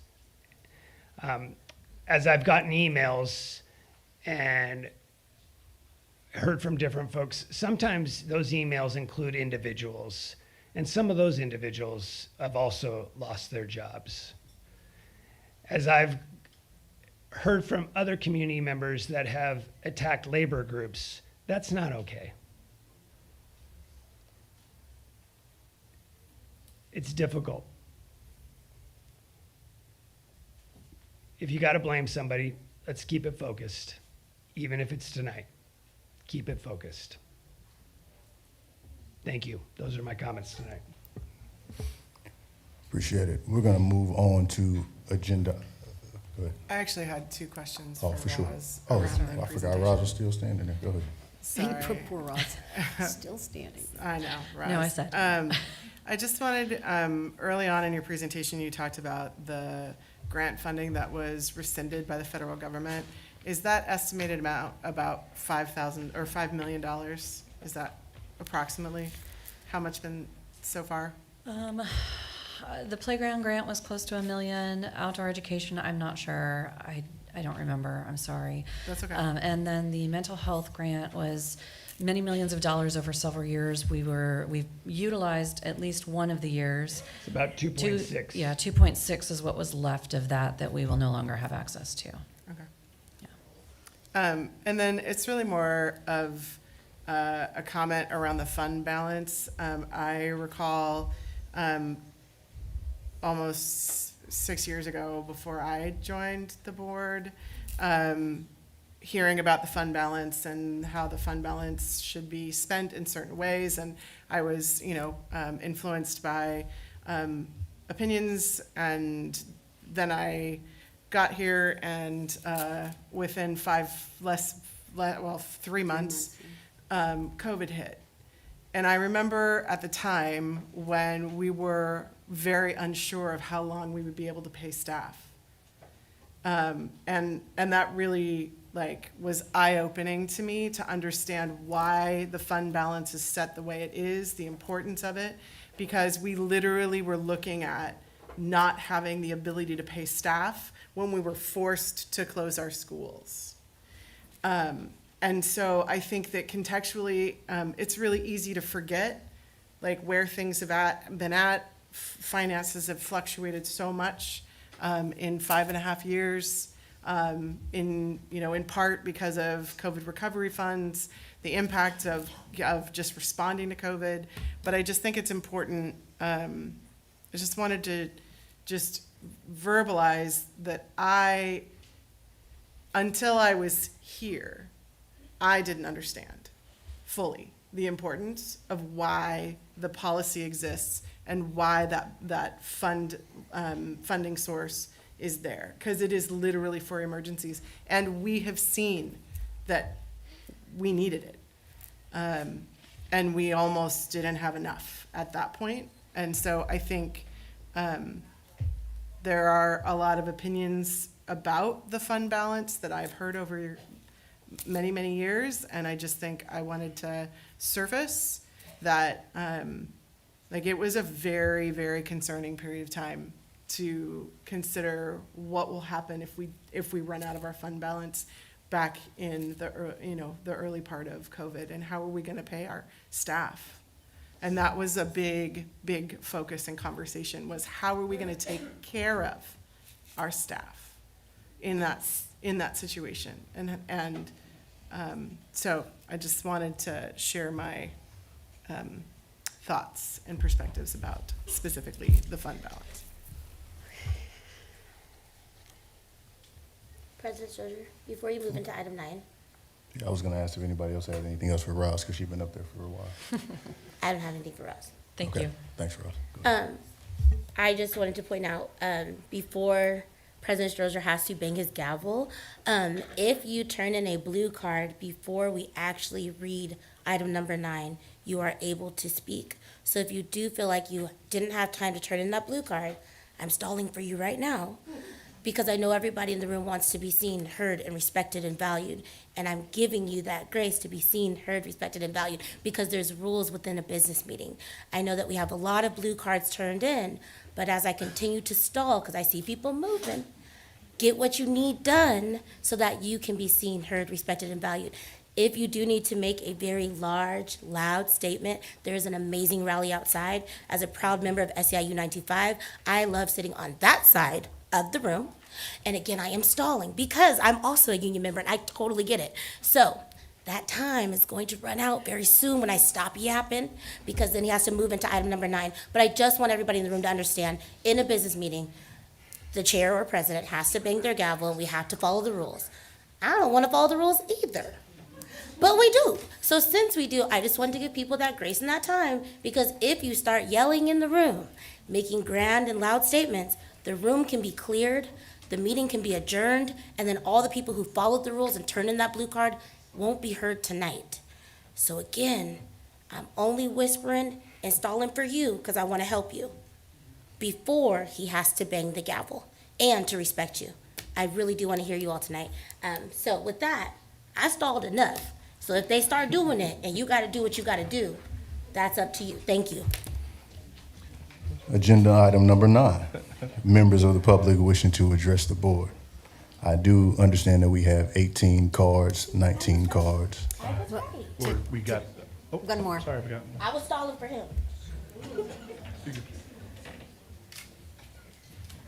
As we get that overall count, Thank I'll you. go ahead and dive into This makes 21. 21. 21. We still good with it at the same time. Yes, obviously, policy 1430 says the president may reduce the time given the number of speakers. So we have 21 speakers this evening. So typically we have 3 minutes, but looking to go down to either 2 or 1 minutes based on the number of people speaking. For sure. I'm feeling gracious this evening, so let's see.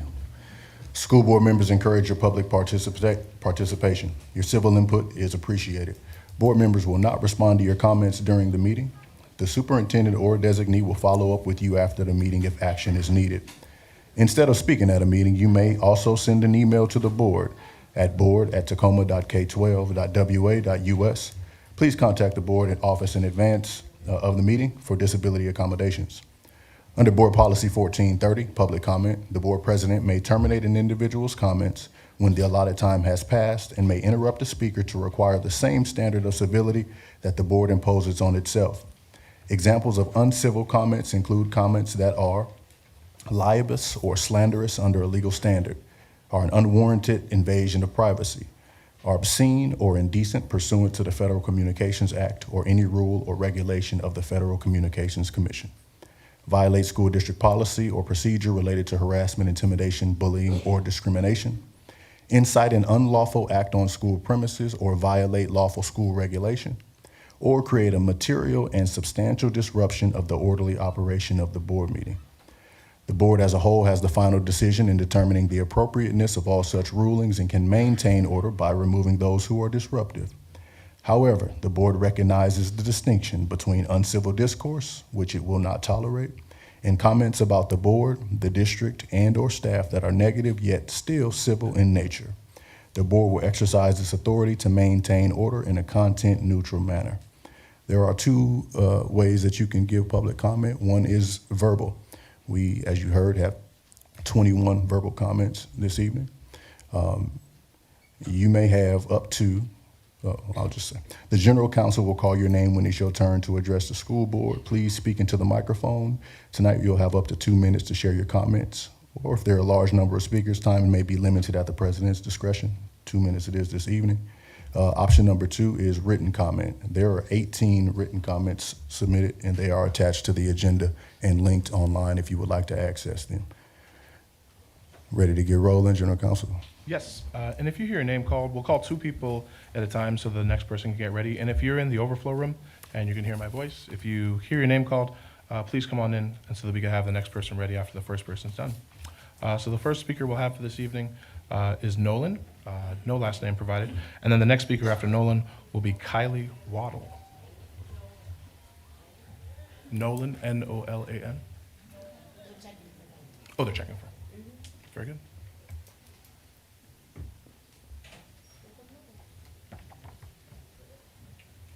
Up to the front, yeah.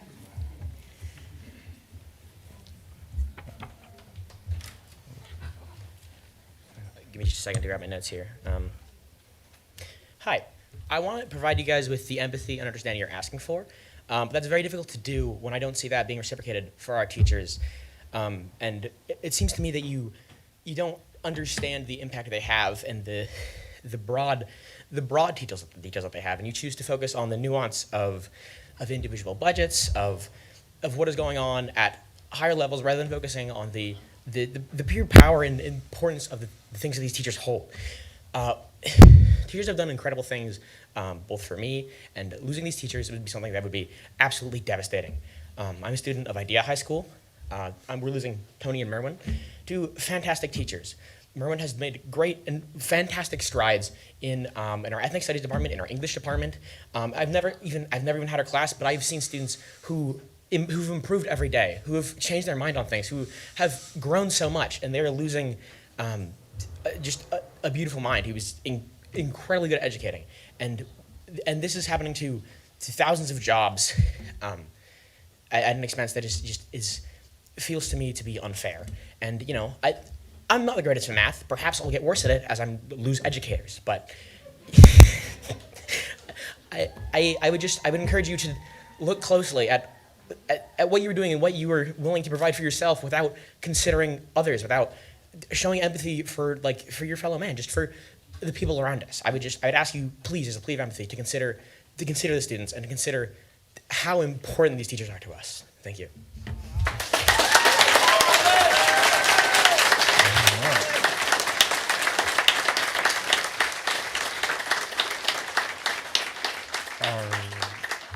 Our next speaker this evening is Kylie Waddle, followed by Alicia Blakefield. Kylie Waddle. Oh, she left. Okay. Well, we'll keep it to the side if just in case she didn't actually leave. So we've got next speaker will be Alicia Blakefield, followed by Sol Elawala. And I apologize for the mispronunciations or the difficult handwriting to read. I'm Alicia Blakefield, parent of 2 elementary students, and I also am the enrollment secretary at Washington Elementary. I have been there for 3.5 years, started as recess supervisor, and I was lucky enough to get a full-time job there, which I love, love, love, love my job. I work there for the children, and they know it. On a personal level, I just finished my degree to be a teacher because I was passionate about the children, and I want to work with them more on a one-on-one. I just love them. I took pause on student teaching, though, just because of federal environment, state and local environments for being a teacher. It doesn't look positive, and I love my job, so I'm going to stay where I'm at because I'm still helping students every single day. So for the legislature, if you're listening, we do need dollars to keep people wanting to be teachers in schools that have good scores, in districts that have good scores, where children are thriving. It's unfortunate for everybody that wants to be a future educator. And then some bullet points just for maybe people watching who don't understand. We lost our building para. She is applying for another job. Some facts on that: she makes $26 an hour, which is under the, it's $8,000 over the federal poverty rate. She has a child. She knows every one of our 360 students by name and interacts with all of them, both for behaviors, encouragement, recess, lunch, anything and everything we could ever need. She is a fantastic human. So yes, she will probably get her job back, but she is still making under poverty wages. Living wage in Tacoma is $46 an hour, by the way.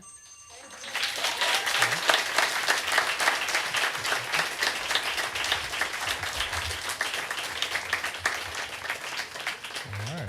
Our next speaker is Saul Elawala, followed by Nikki Amy. Hello, I'm a student at Lincoln High School, and I appreciate the efforts you've all took in managing the budget in this tough time, but I would like to speak about how the budget cut affects students. In recent years, these funding cuts have resulted in the removal of programs and teachers specifically targeting language, trade, and art-based programs. While this may seem logical from a financial standpoint, this method of budgeting fails to consider how the removal of such programs can affect students. Last year, the Chinese language program was cut from our high schools, and despite Lincoln's continuous trips to China, our former Chinese teacher, Mr. Burke, was removed from the school. Mr. Burke had a large impact on myself as well as other students during his time as a Lincoln teacher, creating a safe, inclusive classroom environment that helped us to learn and grow. When I first started his class during freshman year, I was afraid of public speaking, but now, thanks to my time in his class, I've become comfortable presenting in front of a large audience. Mr. Burke was the teacher I would lean on for support when I was struggling in school, so when I learned he wouldn't be returning this year, I was devastated. In his absence, it's been harder to motivate for myself for school and manage my stress as I no longer had the safe space of his classroom. I was not the only student who felt like this. A fellow classmate and friend of mine, Roxana, switched to the Running Start program this year due to his layoff along with the retirement of another teacher that was also caused by budget cuts. This year, I believe we will see a similar reaction from students as a result of these budget cuts and removals. One new teacher this year, Profe Jesus, has had a similar impact on students. He is very admired by his students and has helped motivate many of his students to take school more seriously. Like many of the teachers being let go, this is his first year teaching. The idea of getting rid of teachers due to their lack of experience is unfair, as how are they supposed to gain experience if their job is taken away due to lack thereof? Furthermore, programs being defunded are classes that operate differently from school. Students' core classes, meaning students can gain new perspectives, skills by taking these classes and discovering new passions through them. Language programs in particular are extremely important due to our diverse community, so I ask of you, please consider student voices when removing programs and teachers from schools, as their education will be affected by these changes. Thank you.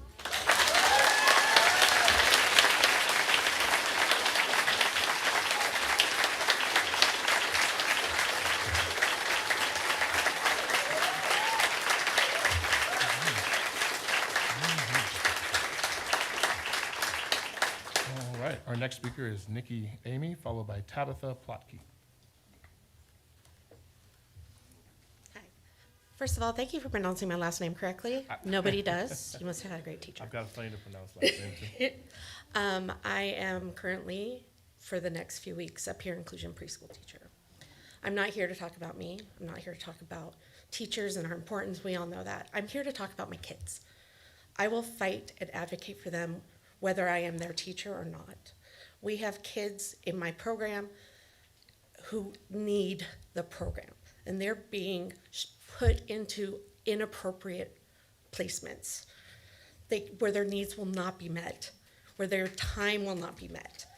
We have such a diverse group of our special education students, and we need the best for them. Cutting us as teachers and cutting our paras is not what's best for them. But I will take the displacement as long as I get to speak for my kids, and I will continue to do so. I will also continue to speak for our education support professionals, because I can't do my job without that woman over there.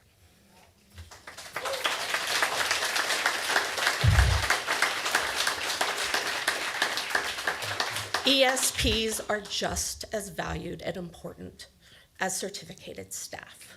We cannot do this job without them.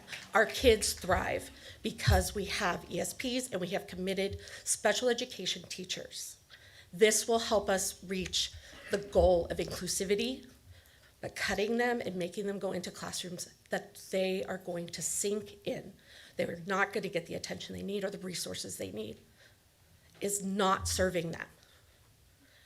And I will keep doing this, and I will keep pushing through my social anxiety. And I'm about to cry, but I will continue because that's what they deserve.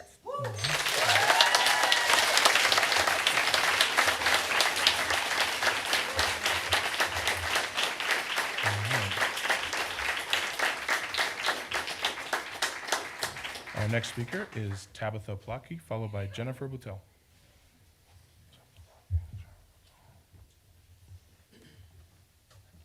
Good evening. The first thing that I would like to address tonight is the district's primary goal is to minimize the impact on the classroom environment to the best of our ability. In my building, 5 provisional teachers are not receiving contracts. Many of my students have 3 of these teachers this year, some have 4. Our librarian is not yet sure what their role will be next year.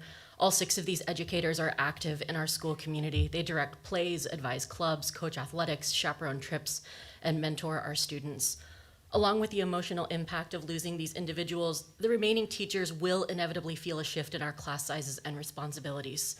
These effects don't include the loss of our instructional coach, athletics director, or paraeducators, educators who interact with students on a daily basis. As of last week, over 300 educators and employees have been impacted by these staffing changes. To say that the impacts on the classroom will be minimal simply is not true. Our students will feel the impacts as the rest of us who remain employed scramble to make up the losses. Even staff who have been offered other positions are deeply impacted. They are losing their professional communities, some of who have been in our buildings for almost 20 years or more. The uncertainty alone has been incredibly difficult for staff and students who are waiting for the next shoe to drop. The district needs to revise the way it funds its cabinet to help relieve the burden being placed on its staff. My own earnings last year equaled approximately 0.02% of last year's annual expenditures. The top 10 paid positions in our district earned a total $3,126,627, an approximate 27.7 times my own earnings. I will not begin to assume that I know all that the administration of this district does. However, it is deeply unjust and inequitable to work in a system wherein cabinet members make more than twice the average earnings of my colleagues, yet my colleagues are the ones who are cut. These changes do not appear to meet the first budget principle to reduce or eliminate disparities, and shame on us to perpetuate inequitable funding models that award cabinet members over $300,000 annually, because that is what the market tells us to do.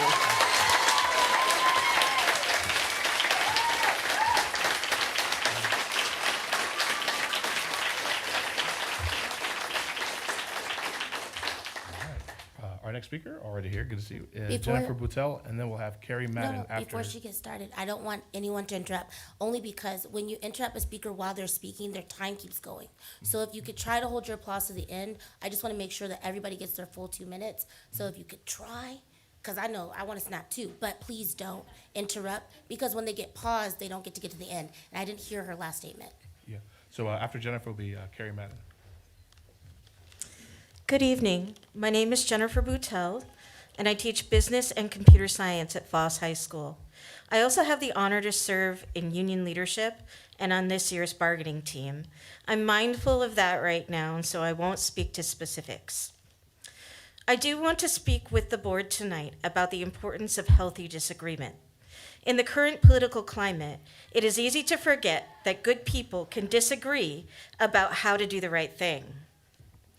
When we feel attacked, the desire to show a united front is reasonable. However, we cannot afford to forget that the best decisions are made when we set a big table and all who have a seat feel comfortable sharing their informed opinions, even and especially when we disagree. Now more than ever is the time to ask the hard questions, to send a proposal back until more information can be provided, to explain that this time you cannot offer your support, and to look critically at the information you are presented. Engaging in this process civilly and in the direct sunlight of an open meeting is the only way to truly represent your constituents. Please have the courage to disagree, to ask tough questions, and to feel uncomfortable. The community, and especially our kids, are counting on you.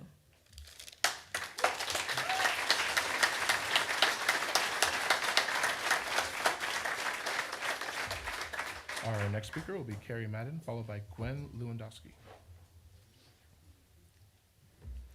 Good evening. My name is Carrie Madden. I have been a paraeducator for 18 years, and I'm also representative as the president of the ESP union. While we understand that the district is not adequately funding K-12 education, the fault does not solely lie there. The fault is with district admin, whose pay has increased 30, 40, 50% or more each year from 2019 to 2023. Those increases did drastically slow after 2023, but the damage was done. The fault lies with you, our board, who are elected to keep the district's decisions in check.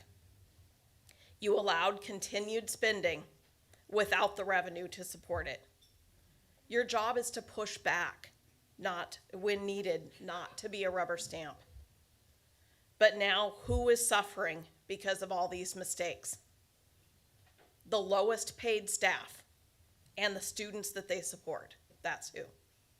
Stop balancing the budget on the backs of all of us at the bottom. Find a way to cut more from the top, not the bottom. Thank you.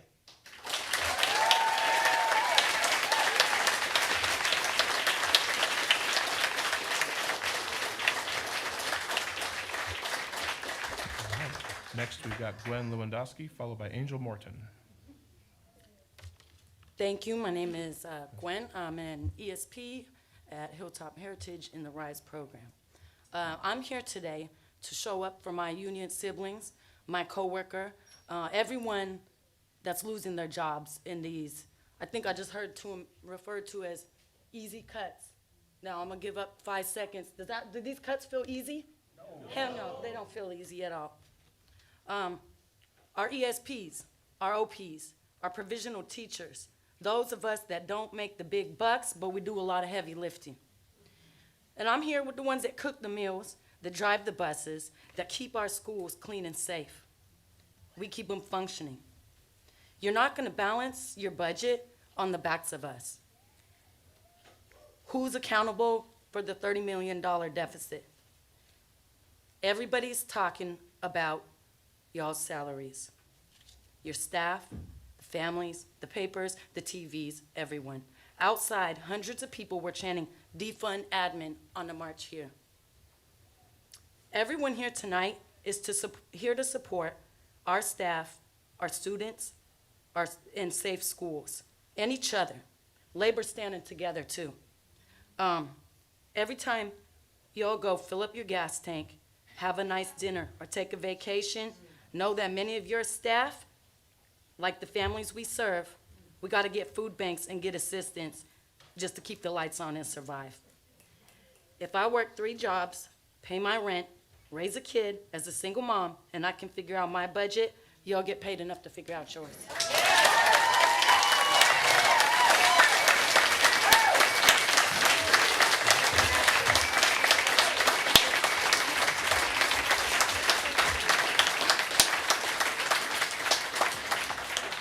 All right, we've got Angel next, followed by Connor Griswold. Good evening, members of the board and members of cabinet. Angel Morton, president of the Tacoma Education Association. I'm here tonight with my colleagues because we want to support our students. Support doesn't look like cutting the compensation or raising the caseload of educators who work with our most vulnerable kids. Support doesn't look like cutting positions which directly impact the education and social emotional support of our students. Support doesn't look like closing libraries for half the instructional day. When our TEA bargaining team met with the district on March 12th, the district presented a package proposal to us that was devastating in the way it impacted our educators of our most vulnerable students. The proposal increased caseload and it reduced compensation. The appearance of this proposal it wasn't every student every day. It was a big problem. I actually haven't seen the proposal from the district that administrators will work for less pay, like was asked of my members at the bargaining table. Just something to think about. The ask I have for you tonight is for transparency. Work with us to help determine how our students can be supported. Take the time to fully develop your staffing model for the future so people know what to expect. It's been a bit of a wild ride these past few weeks as things keep changing, job descriptions are changing. We don't know what to expect, and so we don't know how to be prepared for our kids. Our second ask is for student safety. Financial priorities need to be rearranged so that the maximum number of staff can be in schools where the work of the district happens. Our students need the support of the counselors, the librarians, and the ESPs. These are the adults that are constant in their life year after year, the people they count on for their stability. And our third ask is for creativity. How can we all change what we're doing so that we can do the most good for the most kids? Thanks.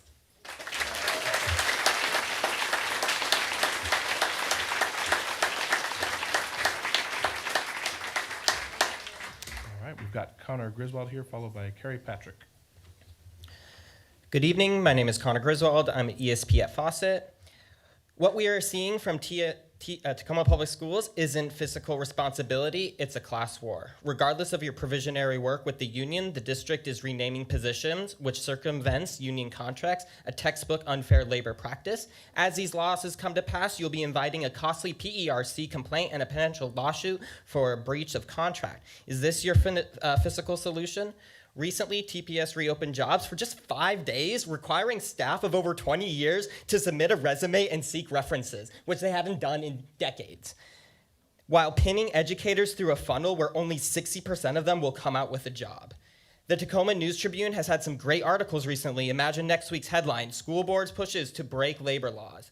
What we need is for OSPI and Washington State to prepare binding conditions for Tacoma Public Schools per the RCW. This school board represents the petty bourgeoisie of Tacoma governance. This will forever separate from you and your workers. There is too much weakness in TPS to challenge capital and too much arrogance to listen to labor. We need the state's resources now.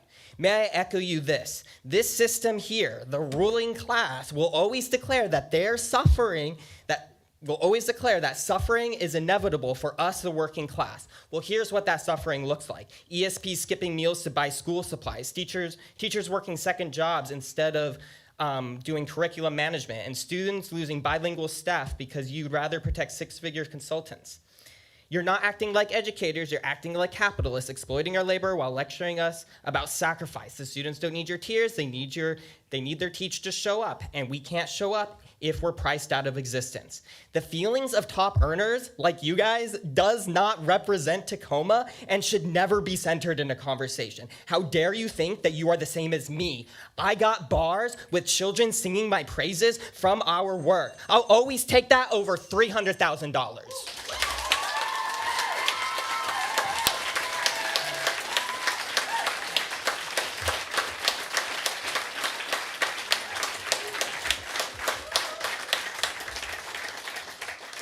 Our next speaker is Carrie Patrick, followed by Patricia Leo. Hello, I'm Carrie Patrick. I'm an ESP at Stafford Elementary. I thought that I would talk about my experiences as a TPS employee, but I changed my mind. I planned on talking about my years working in nutrition services, serving lunches to our students in the rain and the snow on the street during the pandemic, but I changed my mind. I wanted to share with you all the things that I do every single day as an ESP, taking care of my students. I thought about sharing my ongoing battle with cancer and how important it is for me to have health insurance and, God forbid, life insurance to take care of my family. But then I realized, I don't think you care about that.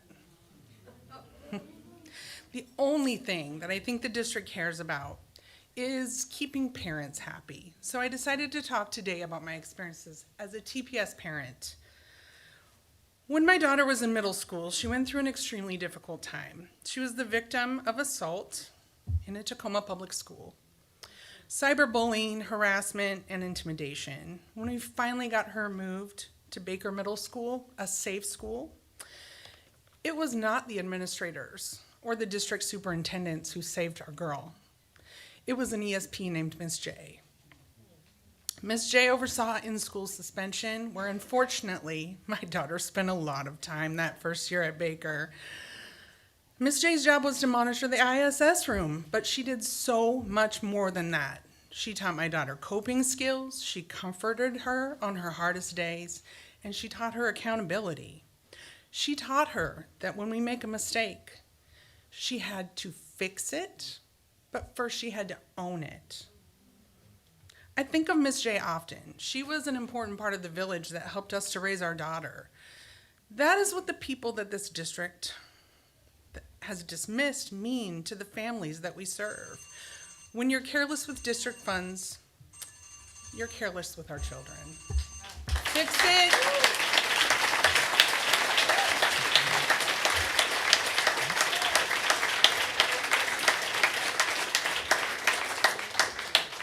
We've got Patricia Leo, and then we've got Christina Montequin. Good evening. My name is Patricia Leo. I'm a school counselor at Wainwright and a member of our bargaining team. Not long ago at the superintendent's breakfast, we heard a powerful message about how our students are in crisis. We were told we need to be there for them. We need to listen to them. We need to support them. We need to show up for them. I couldn't agree more as a counselor. But today, 20 of our counselors have been displaced. 8 more have non-renewed. They're not going to be here again. Every elementary school in our district will be reduced to 1 counselor, no matter how high the needs are, no matter how many students are hurting. We're living in a mental health crisis. Kids are coming to school with anxiety, depression, trauma, housing insecurity, foods insecurity, and many more. They are asking for help. As a counselor, we are trained, ready, and willing to help them. This is our passion. This is our job. But we cannot do it alone. If you have a school with 1 counselor and 400 students, 500 students, 600 students, there's no way we can help all our students. There's no way we can even help a fraction of our students. Let me be clear, counselors are not a luxury. They are a necessary at our schools, especially in this mental health crisis. If you are serious about supporting our students and about responding to this crisis, we cannot cut the very people who are trained to support our student. SOS just doesn't mean support our students. It's also a distress call. And right now, our students, our staff, are the ones that are calling. Please hear them. Keep our counselors in school. Support our students by supporting the people who support them every day. Thank you.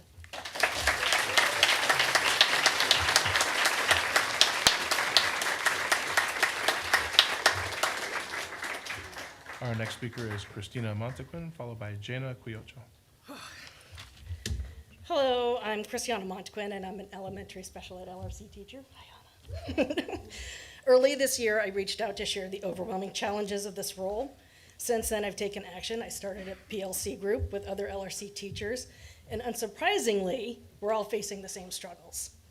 I also joined the TEA bargaining team, hoping to advocate for better support of special education, but instead finding solutions, I found proposed takeaways.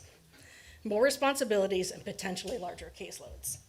Excuse me. With the loss of peer inclusion, it is disheartening.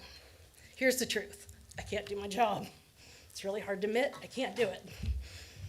I serve up to 7 academic levels, possibly 8. I don't have any Head Start students right now.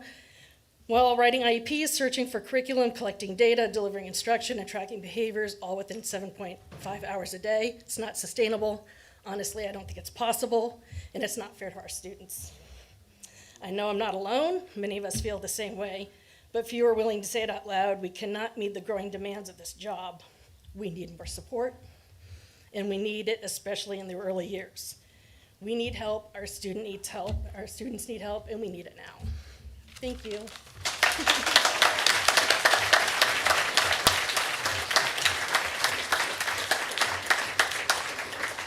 All right, next we've got Jana Quiocho, followed by Angela Wally. I'm Jana Quiocho. I've been in the district for 23 years, also known as Miss Jana until June 20th. I've been in special ed, primarily peer inclusion and the speech and language department. I've been in many of our schools, having been an itinerant, and I've been to many meetings. Some of you may or may not recognize me from just sitting here. I actually was acknowledged with a peer a couple of years ago. And it was on behalf of all of my peers who do such a fabulous job. There are a lot of things that are very concerning, and I'm not intending to be flippant, but this is a time for self-reflection. And it's a time for self-reflection by our leadership and by the board, because we didn't come here in a year or two. We have had a long history of passing through things. Our board, you're voted in, have been passing through things for a very long time. What is happening now is truly offensive. It's not all on the state. This is not all because of underfunding. We've heard the last couple of board meetings that that's primarily the cause, but let's call out what it is. It's twofold. It's also mismanagement. These deep cuts are offensive. Peer inclusion, there's a bait and switch. I'm not even going by my notes, because you're being told that the kids will be served. They're currently getting 10 hours. They're going to get 3. They currently have certificated staff as well as therapists. They will have 2 ESPs. We're great. I'm confident. We're not certificated. The paperwork has changed for these kids. It's ineffective. We've just heard that there was $6 million that has come in SPED. Please be Debbie Winskill. Ask more questions. Say no. I found a no. Thank you, Director McElroy. Thank you for the no. It's been a while. Let's reflect.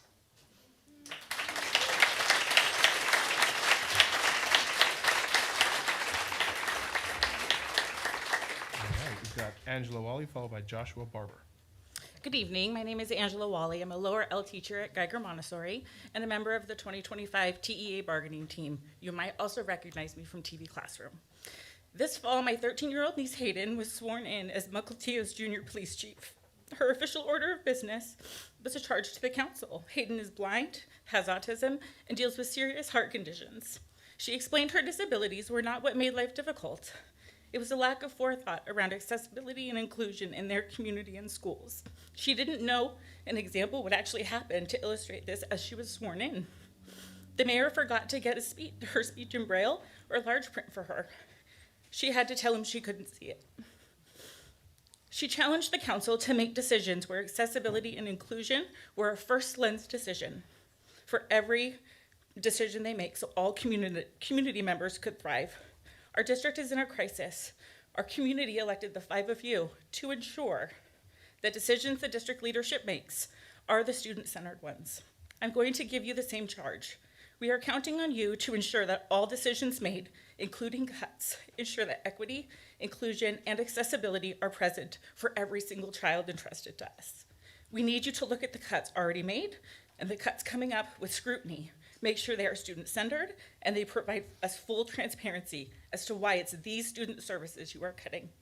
Our students receiving specialized services tend to be the most expensive students.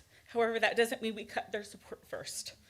The only thing more tragic than cutting our peer inclusion program, our building paraeducators, school counselors, and over 100 brilliant new educators is if the adults, including the state, fix their mismanagement of taxpayer dollars by removing the supports and services for our most vulnerable children because they require the most funding. We are all counting on you to do what we elected you to do. Please review these cuts with the first lens of equity, accessibility, and inclusion for all children in Tacoma Public Schools.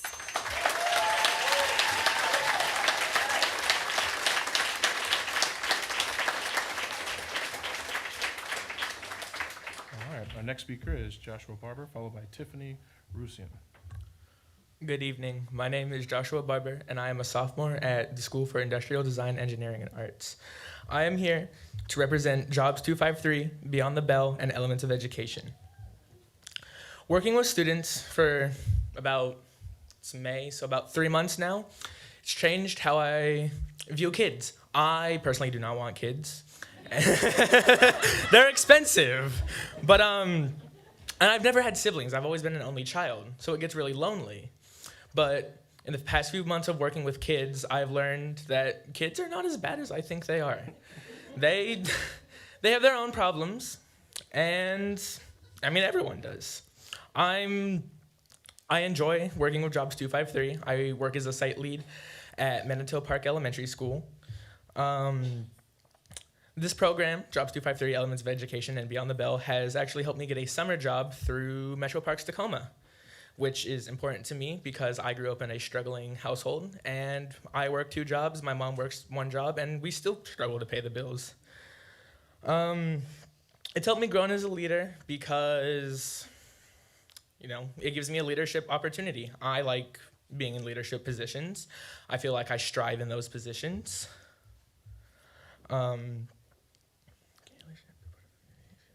This helps me with future jobs in colleges too, because if I can demonstrate these leadership skills, I can become a ASB representative at Bellevue College, which is where I'm going for Running Start next year.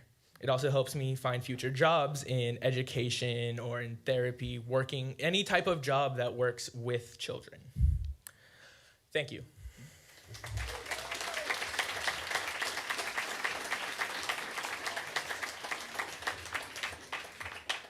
All right, our next speaker is Tiffany Rusian, followed by Owen Gillick.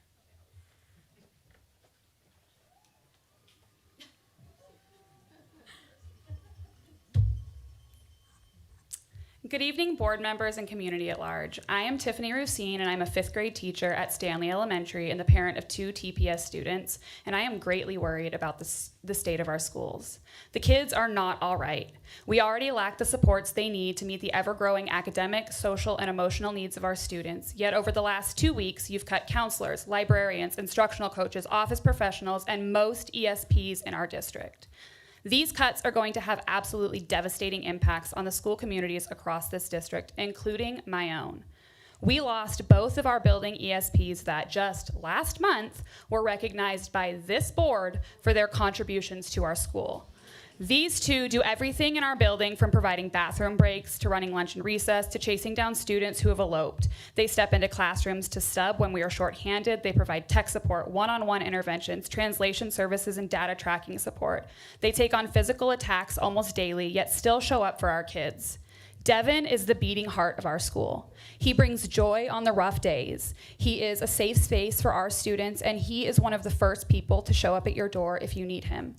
Ms. Nieto works one-on-one with students with some of the most challenging behaviors. She is the firm but loving hand they need, and I genuinely don't know what we will do without them next year. I know that there are stories like this in every building across this district. These cuts will be felt deeply. I understand we have a budget shortfall and we have to find places to save money, but finding solutions at the detriment of our lowest paid employees helps no one. There are many places we could look to save salary that don't cost our ESPs their jobs, like the up to $6,000 tech stipend cabinet members receive each year while teachers are buying basic supplies out of our own pockets. We could look at the $800 a month car stipend Josh receives while certificated staff that travel between buildings only receive 70 cents per mile. Year after year, our highest paid administrators receive $30,000 to $50,000 raises, enough to pay entire ESP salaries. Yet during their last bargain, you told them you could only give them an IDP. Thank you for your time.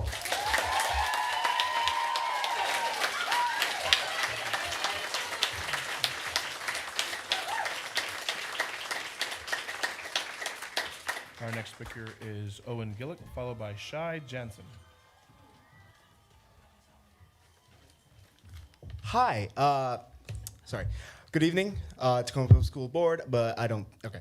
Sorry, my name is Owen Gillick. I am a junior from IDEA, Industrial Design, Engineering, and Art. You just heard from some of my peers earlier this night, and I am upset, and I am pissed, and I am frustrated at your budget cuts. This is ridiculous.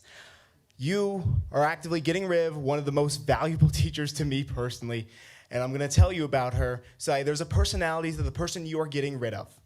I want to talk to you about Miss I'm so sorry, that was really mean. I'm sorry. I want to talk to you about Kate Merwin, but I'm going to call her Miss Merwin because, well, she's Miss Merwin to me. Sorry. Miss Merwin has been my teacher for the past 3 years. She has been my English teacher, my history teacher, and this year, my ethnic studies teacher, which, fun fact, this is the first time in TPS history that we've had an ethnic studies class. Sorry. She has had a huge impact on me and my character and me as a person. She has made me aware of the world beyond the sheltered life I live.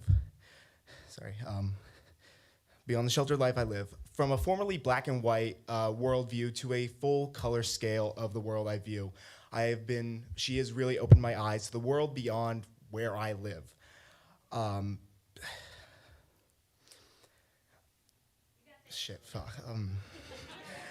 She's taught me and my peers about the South African apartheid, the abuse of the medical system, and the issues Chicano people face, and our broken prison system. Ms. Merwin hasn't just shown me the doom and gloom of our world, but she has also shown me change that groups have brought, such as the Black Panther Movement, the Black Prisoners Caucus, and TEACH, a program from here in Washington, started by a man who was incarcerated from Tacoma, Washington, of which we got to watch a documentary featuring his life just down the road at the Grand.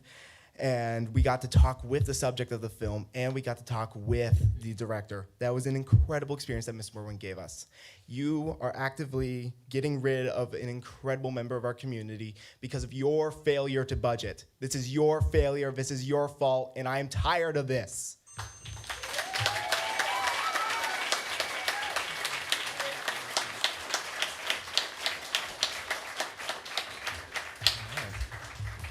Our next speaker is Shai Jansen, followed by Michael Tobin, and Michael will be our last speaker. Hatzlahel, Shiol Teedstead, Spielop's Chud. Good day, my name is Shiol Jansen. I attend Meeker Middle School at Tacoma, Washington. I am 12 years old and in 6th grade. I'm a Puyallup tribal member. Hi, I'm Lucy Kimandona. I also attend Meeker Middle School and I'm in 6th grade.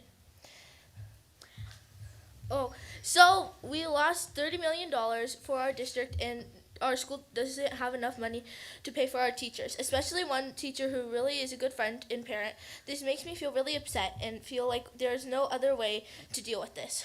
Today at Meeker Middle School, there was a school-wide walkout where over 250 students participated to show support for the teachers that have been laid off and displaced.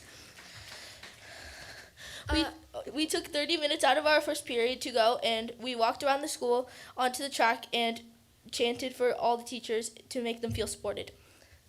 I know you must be thinking kids can't change the world. They can't make much of a change, but there was this one girl named Balkisa Chaibu. I'm not sure if I'm pronouncing that right, but so her uncle was going to force her to marry one of her cousins, but she didn't want to, so she made a fast action to this and went to go talk to the court, and she got heard about that, and her uncle got kicked out of the country. This shows that no matter how old or you can still make a change to the world. Now that I've explained that, I wanted to think of some other ways to deal with this, like a fundraiser. Second of all, putting importance on students and giving them a say in this. Third of all, taxing the mega rich people. That is 3 ways to solve this, and could say almost my whole school would rather do any of these ways than the decision that was made. Thank you.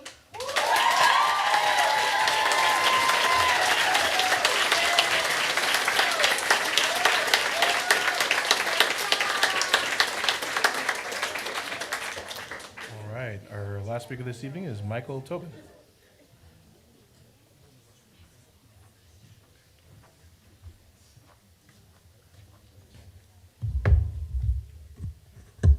Good evening, everybody. Thank you for having me, and thank you for what you do for our community. We really appreciate you guys. And it's a tough job you have, and I know you're taking a lot of rounds from everybody tonight, so thank you. My name's Tobes. I'm the esports coach at Hilltop Heritage. I have the privilege of being the coach there. I'm a retired Black Hawk test pilot, and I love Tacoma. This place is the best place on the planet. And the best thing about being the coach at Hilltop is the imagination of all those students and the people that teach them and the staff and the support personnel that help them. I just got hired on just a few months ago, and I really have never had a better experience in my life than working with the kids at that school. Their imagination is amazing. It deserves better from you. You lack imagination, and it's sad. I'm also a cannabis consultant for the state of Washington. And the budget for the state has 38% go into the general fund for the I-502 revenue. That's $300 million in 2023. That money should go to our schools. I'm asking you to take that message to our elected officials and ask them where that money's at. Use your imagination, because that's what we expect of our kids, and they expect it of you. Thank you for your time.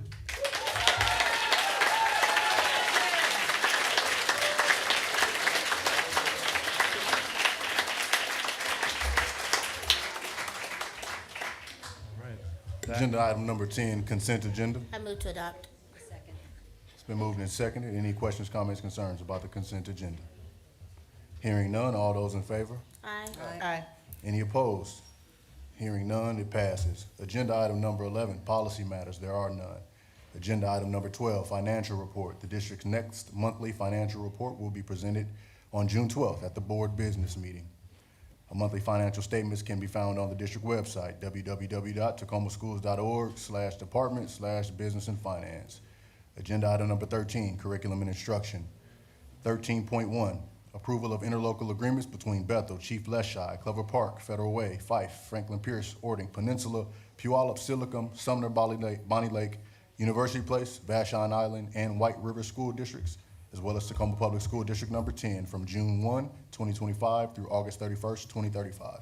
The Deputy Superintendent, on behalf of the Director of Innovative Learning and CTE, recommends that the Board of Directors approve interlocal agreements between 14 school districts and Tacoma School District number 10 for the Maritime 253 Skills Center from June 1, 2025 to August 31, 2035. I move item 13.1. Second. It's been moved and seconded. Questions, comments, concerns? I just would like to say that this is a wonderful step forward with Maritime 253 and getting started with our partnership with the Pierce County School District. So thank you to the team. So this program allows us to, as skill centers allow kids from other school districts to come to our school district. It allows us to access increased funding from enhanced enrichment funding from the state to serve kids not only in CT, but skill centers funding is an enhanced piece. So we will be able to generate more revenue through this program in that space too. We will be able to start offering, through the work that we've been doing, skill center program this summer. So this summer will be the first year we are able to offer summer programming that will be able to generate apportionment and revenue as well. Appreciate that innovative thinking. All those in favor? Aye. Any opposed? Passes. Agenda item number 14, business matters. Agenda item 14.1, approval of pay to participate fee structure for athletics participation. The superintendent recommends that the board approve the implementation of a pay to participate fee structure beginning in the 2025-2026 school year, with the exceptions of students qualifying for free and reduced lunch and annual family maximum fee cap. So many school districts, not all, charge students for the participation of athletics. We looked at all the different models and we developed a fee structure that is basically in alignment with our competitors.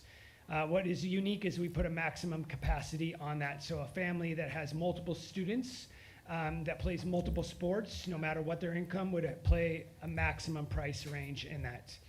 It does recognize that if your family does qualify for free and reduced lunch rates, that they would not have to pay at all for participation rates. I want to be very clear, this does not mean you pay to play, it's pay to participate, meaning you don't pay for extra playing time or anything along those lines.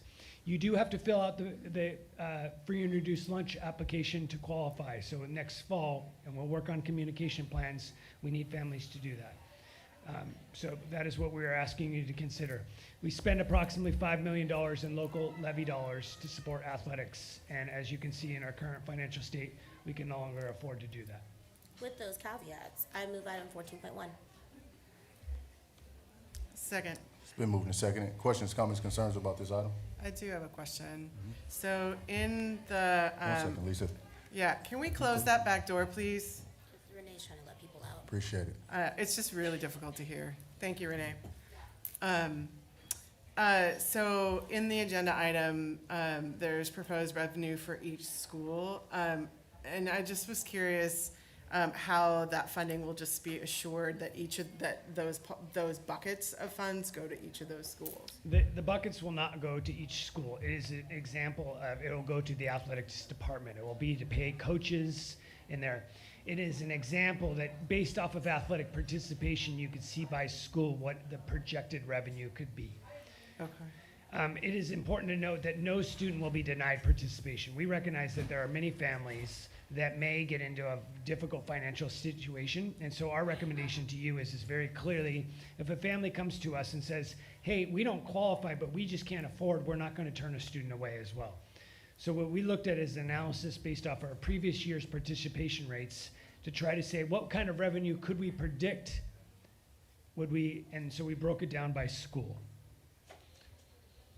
We pay essentially our coaches' fees, we pay essentially all those in there. So this is not to say that the schools will go back to their school ASBs by any means. This is to say by school, this would be the breakdown of the revenue that we anticipate we generate. Does that include uniforms and things like that too? I mean, who covers the uniforms? We do centrally. ASBs participate in some of that, it's just in there. So in addition to that, we're looking at sponsorship opportunities. We've talked about a little bit of this that I've alluded to, the sponsorship of facilities, the sponsorship of outside scoreboards, the sponsorship of a variety of things. Okay, thank you. Any other questions? All right, hearing none. All those in favor? Aye. Aye. Any opposed? Passes. Agenda item 14.2, approval to increase Washington Officials Association Purchase Order number 25430. The superintendent recommends that the board of directors approve an increase of $130,000 to the purchase order of an account for ongoing activities for the district's middle school and high schools for the remainder of the 24-25 school year. Unfortunately, everything is rising in costs, and we need officials. I move item number 14.2. Second. It's been moved and seconded. Any questions, comments, concerns? Hearing none. All those in favor? Aye. Any opposed? Passes. 14.3, approval to purchase playground equipment at Larchmont Elementary School from Game Time, Great Western Recreation, Landscape Structures, Miracle Play, and Buell Recreation. The Chief Operating Officer, on behalf of the Executive Director of Planning and Construction, recommends that the Board of Directors approve the purchase of playground equipment at Larchmont Elementary School from Game Time, Landscape Structures, Miracle Play, and Buell Recreation in the amount of $200,000, excluding sales tax. I move item 14.3. Second. It's been moved and seconded. Questions, comments, concerns? Hearing none. All those in favor? Aye. Any opposed? It passes. Agenda item 14.4, approval of authorization to dedicated deeded land between the City of Tacoma and Tacoma School District Number 10 as a part of the permitting requirements for the modernization of Oakland High School.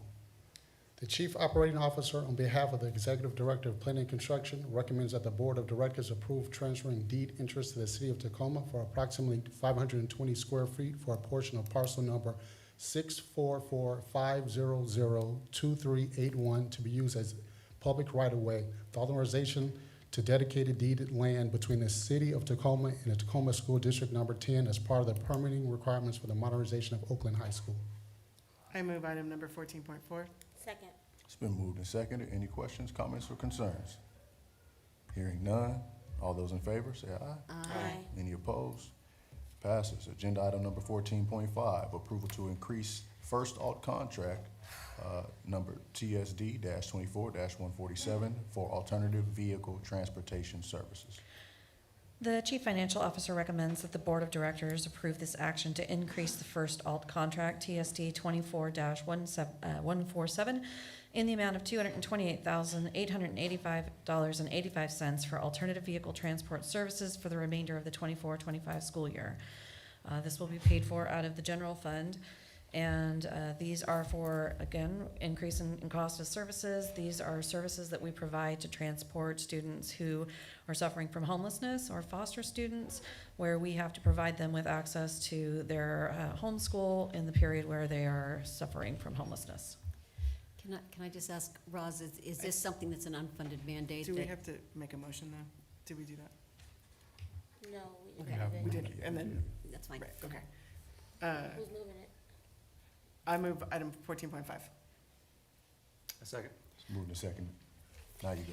So is this an unfunded mandate, or are we Correct. getting reimbursement from the McKinney-Vento plan? Correct. Yeah, it's an unfunded mandate in the fact we're required to provide the service for transportation services. However, as we work to try to find creative solutions for funding, the legislature has allowed us to utilize vans that we own next year. And so if we own a van and we transport the student using our van, we're able to ask for reimbursement for those costs. But if they're on a yellow bus, but a yellow bus has a lot of costs associated with it, depending on the places that they're going. Some of our students come from faraway places because they're temporarily housed. Perhaps they're in Port Orchard, or they're up in Bremerton, or they're up in Bellevue, and they want to attend their home school, which they have the right to do per our federal laws. That puts us in a position where we have to transport those students, and sometimes the yellow bus isn't the most appropriate way to be able to do that. And so we contract with a number of vendors to help provide services to ensure that those students have the transportation access. If we are able to provide those services in-house next year, we'll be able to claim for those services. And so we'll be working on those types of changes to the way we structure our work. Thank you. Any other questions? No more questions? Okay. It's been moved and seconded. All those in favor? Aye. Any opposed? Hearing none, it passes. Agenda item number 15, other business. There is no other business. Agenda item number 16, board comments and reports. Hi. Hey, y'all. Vice President McElroy. Thank you. I just want to say, as we get closer to the end of the year, I always make this announcement, like throughout April and May. I still want to reiterate this because I've been hearing from students that are concerned about their cap decorations and or their cultural heritage. I'm going to say again from the dais, I hope your parents are listening. Please reach out to your school administration, find out what their policies are on site. There is an RCW attached to Indigenous students. Josh, do you want to talk about that real quick? Yeah, every Indigenous student has the right to wear their native regalia, and we will have staff at each of the ceremonies. If there is ever a question or a student feels unsafe, they can go directly to their principal. David Scythe, who's our Indian Education Coordinator, he will also be there on site to support you.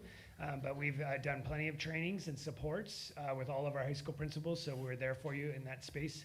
And you are right, Director McElroy, please reach out to your principal or your class advisor if you have a question about the decorations on your caps and gowns about other cultural regalia. Perfect. I wanted to get that out there, make sure it's stated. I'm going to state it even at our next meeting. There will probably be only one graduation right before our next meeting, so I want to make sure that was stated. I will also just say sometimes it is really difficult to take the firing hose of conversation, but I want to also state that it is our duty as sworn elected officials to listen and hear and be open to the possibility of folks coming and speaking about what's on their mind and what they need from our district. I also want to point out that per RCW, school board directors are paid less than $5,000 per year, so we are volunteers here. We really care about the job that we do. I will also state that when I was elected to serve, I was making under $20 an hour as a basically a para, but I was working at TCC at the time because I couldn't work here because I found out you can't work in the district if you're elected to the district. It's a lot going on. But I want to say all that to say that there's deep empathy from us here on the board. I think all of us have walked a variety of shoes, and I really want to say thank you to our student reps sitting through all that. It can be a lot, it can be intense, but at the end of the day, that is what we're here to do. Sometimes we have to listen, have to be receptive. How do we hold our district accountable? We listen, we provide feedback. Y'all know the levers and mechanisms of what to do next. So I'm assigning that to you, okay? But I want to thank everybody who came out tonight. Those are my comments.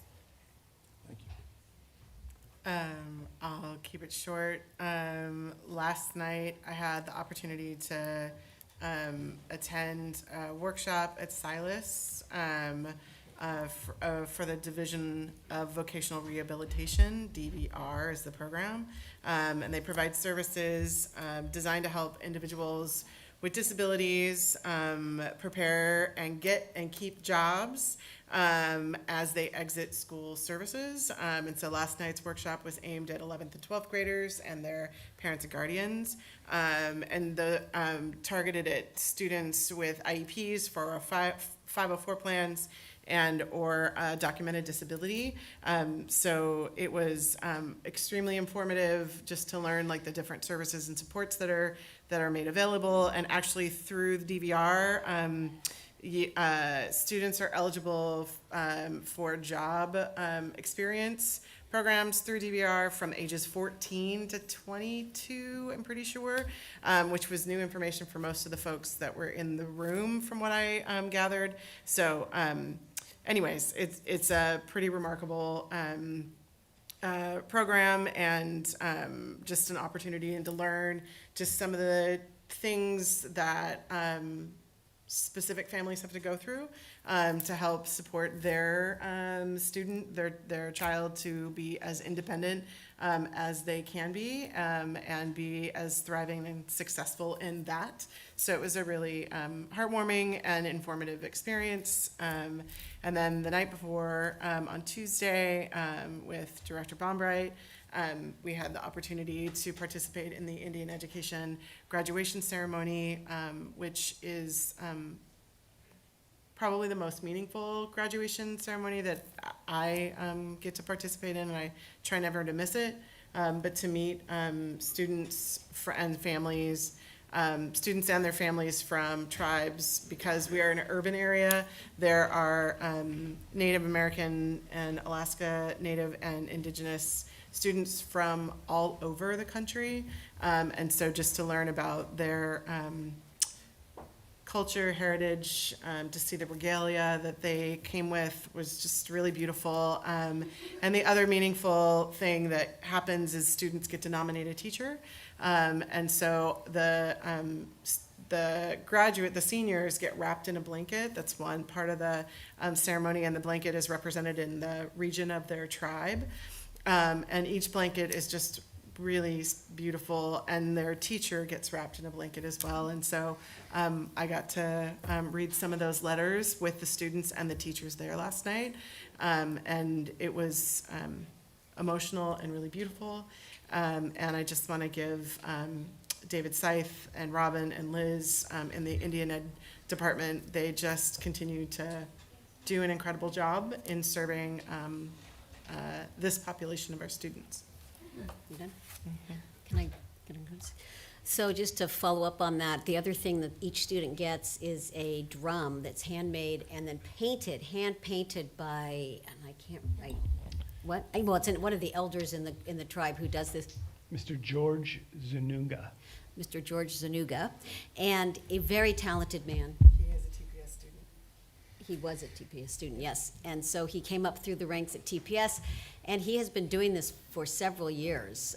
And he hand paints, and there were hundreds of these beautiful drums, with beautiful feathers that were painted on them, and they were exquisite. And this man spends a full year, starting probably tomorrow, because he just gave away them, this week. He's starting to paint for next year's graduating class, and so it's very meaningful. And the whole ceremony was provided with a drummer who was there singing and drumming as the students walked down the aisle. And It's so magical. I was in tears most of the time, actually, because it was just so beautiful, and what the students had to say about their teachers, it was magical. Anyway, so that was great. The other things I have to say are that, of course, last month, since the last board meeting, we had our JMAC quarterly meeting, which means that it was with the CEOs of each of the agencies. And basically, the recap was focused on the legislative action and how it's impacting all of us. And I guess the other thing that's important to talk about is that Tacoma Public Schools is not the only entity in our community that is suffering, financial instability. The city's struggling. The county is actually they get a lot of money from the feds, and so we don't always know yet what all the impacts might be. So they're having to pull in money just in case, and so it's all of the agencies are really struggling. So we're supporting each other and trying to make sure that we can support our students and our staff and our families. So, but we try to work together. The other thing that I've done, which I will also let Director Leon talk about, but I joined Director Leon at Stadium and at Silas when we did student listening sessions about what's important to them, their health, their mental health, their academics, what they thought. We had freshmen, sophomores, juniors, and seniors in each group, mix of male and female, mix of all sorts of, the principal pulled together the students, so it was a real good mix, and I'll let him talk about that in his space.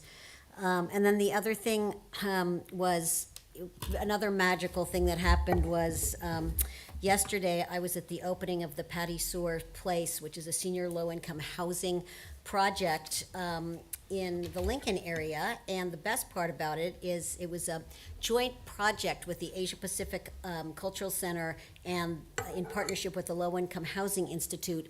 And the Low Income Housing Institute found 50% of the resources to build this absolutely gorgeous building where it's housing, I think there's 56 rooms or spaces for elderly to move in, low-income elderly. And in 15 years, if the Asia Pacific Cultural Center, which is now the managing member, 51% of the building is owned by them, if they can maintain it for 15 years, then the cost, the other 50% will be waived. And so they will have built this building for basically half the cost that it would have cost us if we didn't have the partnership with the Low Income Housing Institute. So that was fabulous, and I got this lovely little memento, which I'm going to give to the superintendent to put somewhere where we can all see how valuable it is to support the other partners who are building low-income housing in our community.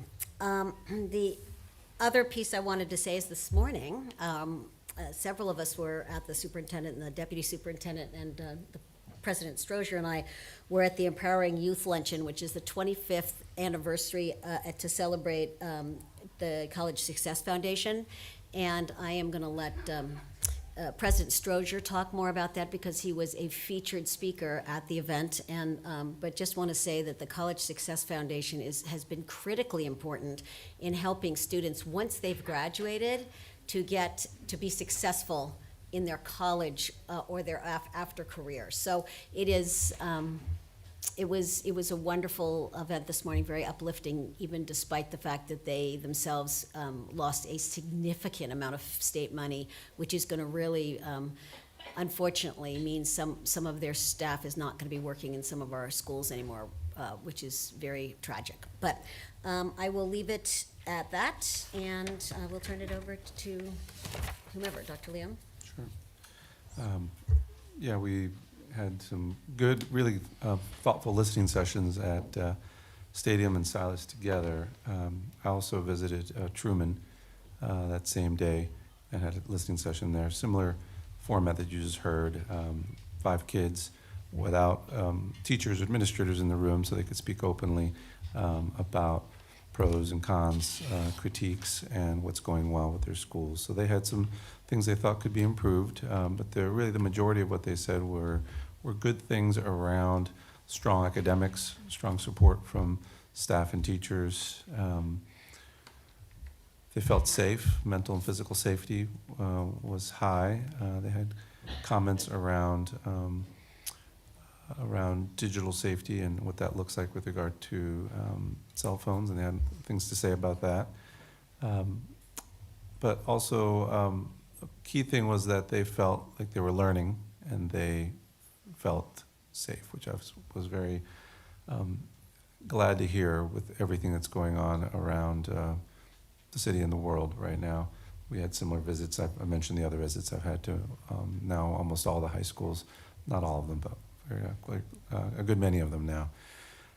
Some of the specific places we visited in there, at Truman, we went to the CTE laboratory or room to see their design lab. It was very impressive with the work they get to do around 3D printing wood and plastics, along with their audio and video production. So learning really important life skills in an early phase. At Silas, we got to see the plant science department.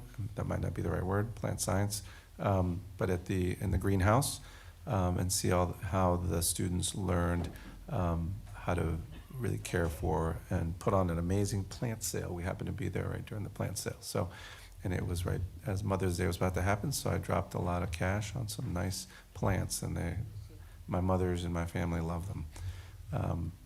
In the stadium, we got to focus in on, there were lots of good things happening at all schools. We couldn't visit every classroom. We got to focus in on foreign language there, and got to see some Ms. Doña Blanca, who teaches Spanish, and just the way in which Spanish 2 class at that point was maneuvering and speaking and going around the room and asking questions of each other in Spanish the whole time. Many times, I know in foreign language classes when I was young, sometimes when you talk to your friends, you speak in English and then you speak in whatever the language is.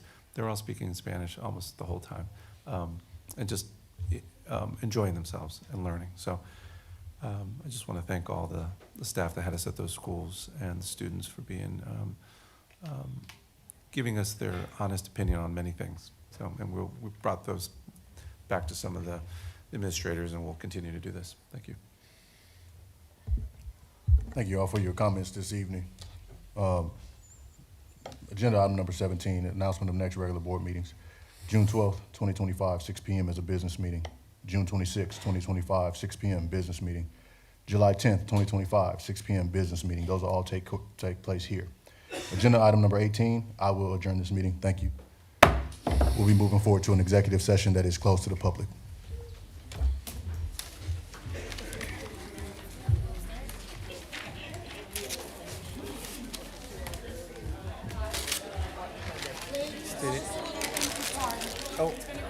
Oh, thanks. Okay, thank you. Thanks for serving the students and the whole district.